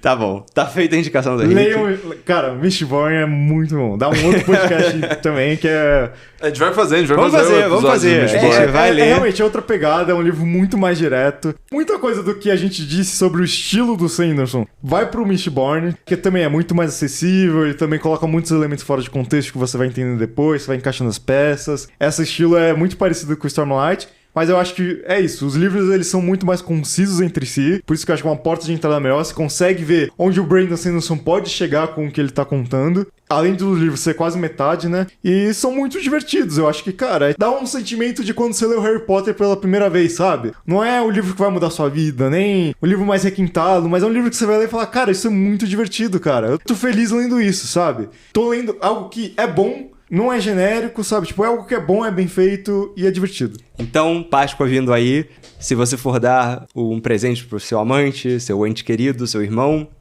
e você está entre o box da trilogia Mistborn e o calhamaço de 10 quilos do Caminho dos Reis, pela sugestão do Henrique, vá no Mistborn, que não tem erro, já acabou, já tá acabado e é divertido. Você quer ranquear os personagens? Não sei. Shallan, Kaladin, Dalinar, acabou. Acabou o episódio. Não, pô, pode fazer só os 3. Vai seu ranking. Não, deixa. Vai, fala. Eu sei que o seu é Dalinar, Kaladin e Shallan. Agora foi. Não, eu não ia fazer só com os 3. Ah, tá. Eu não ia fazer só com os 3. Não sei se eu lembro de todos, pra ranquear. Pra mim é Jasnah em primeiro. Jasnah primeiro? Jasnah primeiro. Caralho. A Jasnah é sensacional, pelo amor de Deus. Ninguém leu. É uma coisa que eu tinha falado com o Pedro, né? Que tem essa coisa do Sanderson ser mormon, né? Que, tipo, pô, uma religião que é... Sim, eu não consigo entender como um homem mormon escreveu a Jasnah. Não, então, exatamente. Que a mulher contesta a religião, né? Contesta pra caramba de um nível de requinte intelectual. Sim, sei. Antes de eu começar a ler o Caminho dos Reis, eu não tinha lido nada do Sanderson.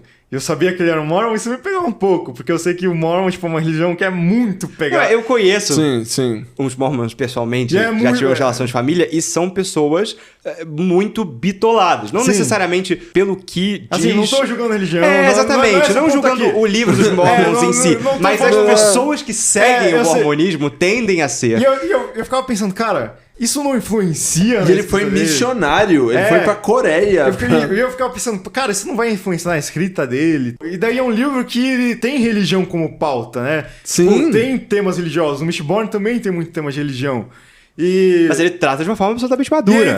Exato, muito boa. Eu fiquei realmente impressionado quando eu vi a Jasnah falando do ateísmo dela no livro, entendeu? Cara, aquela mulher é sensacional. E daí eu até dei uma pesquisada depois e eu achei no próprio canal do Sanderson ele falando justamente isso, né? Como você consegue escrever personagens com pontos de vista muito diferentes do seu, e é principalmente dos personagens ateus, né?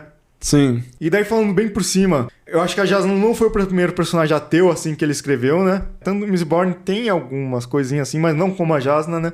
Mas o que eu vi, ele falando que a Jasnah, ele considera o melhor dele assim nesse sentido, mas porque é uma coisa que ele realmente busca, e não só nesse sentido do ateísmo, mas para qualquer coisa que não seja algo que ele concorde, é que ele procura pessoas que tenham essa outro tipo de visão. E ele sempre procura ver os melhores argumentos desse ponto de vista. Você não vai estudar um outro tema com alguém que discorda daquele tema. Não, você vai buscar alguém que concorda com aquele tema, falando sobre aquele tema e buscando realmente os melhores pontos sobre aquele tema. Cara, eu me senti muito representado pela Jasnah. Eu achei ela sensacional, eu amei ela. É uma personagem muito bem escrita mesmo. Tanto que pra mim, na hora que a gente tava falando das partes da Shallan, eu ia comentar que a primeira parte não me engajou tanto a Shallan, mas a partir da parte 3, quando a Jasnah entra na equação... Ah, cara, os capítulos da Shalom pra mim melhoraram muito com a Yasna junto. Vocês não leram o Roda do Tempo, né? O Wheel of Time. Eu li o primeiro livro e eu falei isso pra Henrique quando eu tava lendo. Eu achei a Yasna um pouco parecida demais com a Moraine, que é essa personagem do mundo da magia do Robert Jordan e que o Brandon Sanderson depois escreveu o final. E isso me pegou um pouco no começo, mas realmente é uma personagem fantástica que eu adorei. Realmente, naquele momento que a Shallan tá cogitando ir embora e que ela vai voltar pra casa dela, eu falava, não, Shallan, fique com a Yasna, assim, continue essa relação, porque a relação delas é muito boa. Sim. Então, realmente, é uma personagem fantástica. Então, eu acho que pra mim, em primeiro lugar, Yasna.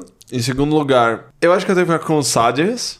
Eu Olha achei lá. muito interessante, eu curti e eu quero muito que ele explore mais a fundo nos próximos livros esse contraponto à maneira de enxergar o mundo que o Dalinar tá começando a ter, né? Depois do seu Nambalat, seu terceiro favorito. Não Balat não. Não, eu acho que o terceiro tem que ser o Kaladin mesmo, Dane-se. Não, Dalinar. Não, o Dalinar, eu amo o Dalinar, eu acho que ele talvez seja o quarto ou quinto, mas o Ok, Kaladin você fez no seu fim é top o 3, protagonista. Henrique. Me dá seu top 3 também, personagem. Putz, tô pensando. A Shallan primeiro. É, Shallan. É que eu não tinha incluído os outros, mas eu acho que se eu fosse incluir os coadjuvantes, eu colocaria, acho que a Shallan, a Yasna e talvez o Seth em terceiro lugar. Zé. Não, Seth. Zeph, Sansão Então falou Valado. que não gostou dos capítulos dele. Falei?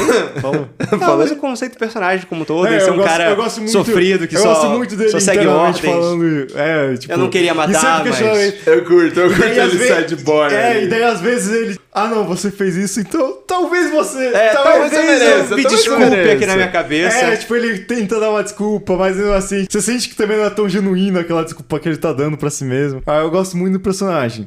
Seu ranking. Shallan. Gosto muito da Yasna, então talvez ela segundo ou terceiro. Acho que o Khalad mesmo talvez entre. Acho que, tipo, Ele é o protagonista do livro. ele é o protagonista, sabe? do Por mais que livro. eu tenha ressalvas com ele, eu acho que...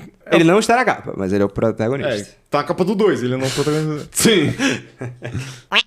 Tá bom, gente. Eu acho que é uma longa discussão para um longo livro, um longuíssimo livro, De introdução. de introdução de uma série de futuros 10 livros. Fica aí o convite à leitura, se alguém chegou ao final e porventura não leu o livro, que eu acharia loucura. Nossa senhora. É, Não, tem muita coisa que a gente não falou. e uma última coisa no finalzinho que me deixou levemente feliz é que a única... Ele escreve breves introduções, né? Cada capítulo tem uma quotezinha ali, tem uma referência a algo do universo, né? Antes de cada capítulo do livro começar. E a única coisa que eu não tinha entendido era o que eram as citações da parte 1 Sim. e da última parte, que são as pessoas falando gibberish, as pessoas falando alguma coisa. esse tweet você gostou? Voidbringers e tudo mais, e sempre em relação a isso. E é uma criança de 5 anos falando, nossa, os Voidbringers vem aí. Tipo, Sim, como é que uma criança de 5 sim. anos sabe isso? No A ano gente não atual. falou do plot twist também no finalzinho. Então, e aí você descobre que o rei que tá puxando o sangue das pessoas. Ah, o e... Taravagian. É, exatamente. Ele tá justamente estudando essas alucinações. Ah, sim, do Zeph lá, na parte do Zeph. É isso, que o Zeph chega e ele tá estudando essas alucinações porque pessoas aleatórias estão começando a morrer e antes de morrer falar coisas sobre Voidbringers. E eles falam que os Parshenianos são os Voidbringers. no final. Ah, isso eu não gostei. Também Isso eu não tem gostei. isso. Mas isso, Isso não, eu calma. achei... Mas isso vai ser elaborado, tenho certeza ainda. Não, obviamente Tem vai ser muito... abordado. Ó, a Não, é Shallan... porque isso não explica, isso não faz tanto Na, sentido na, ainda. na contracapa do segundo livro, a Shallan já tá no Shadow Plains. Então, assim... Sim, sim. Então, mas isso eu acho que, cara... Não, eu achei muito aleatório, cara. Eu achei... Então, não, Eu acho que achei interessante. Eu acho que isso é realmente Eu pelo achei- choque. É o que eu falei, os 10 plot twists que ele decide puxar no final. Então, eu acho que isso é virar muito pelo Shyamalan. choque. E eu acho que, cara, eu realmente fiquei muito confuso. Porque realmente ele constrói os Voidbringers como algo tão místico e profundo. E eles estavam na sua frente o tempo inteiro. E tipo. Então, mas eu não acho que... Não, eu não sei, a gente tem Vamos que falar a gente vai disso. discutir disso? Vamos Não falar sei. disso no livro que vem. Se esse podcast receber um comentário. Essa é a meta, um comentário.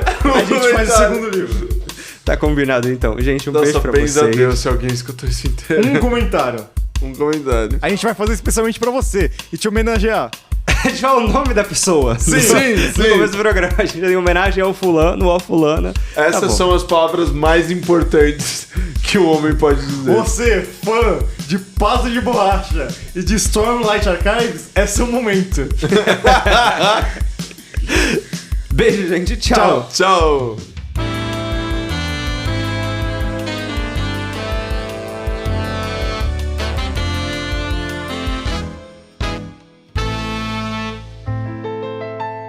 Quack, quack.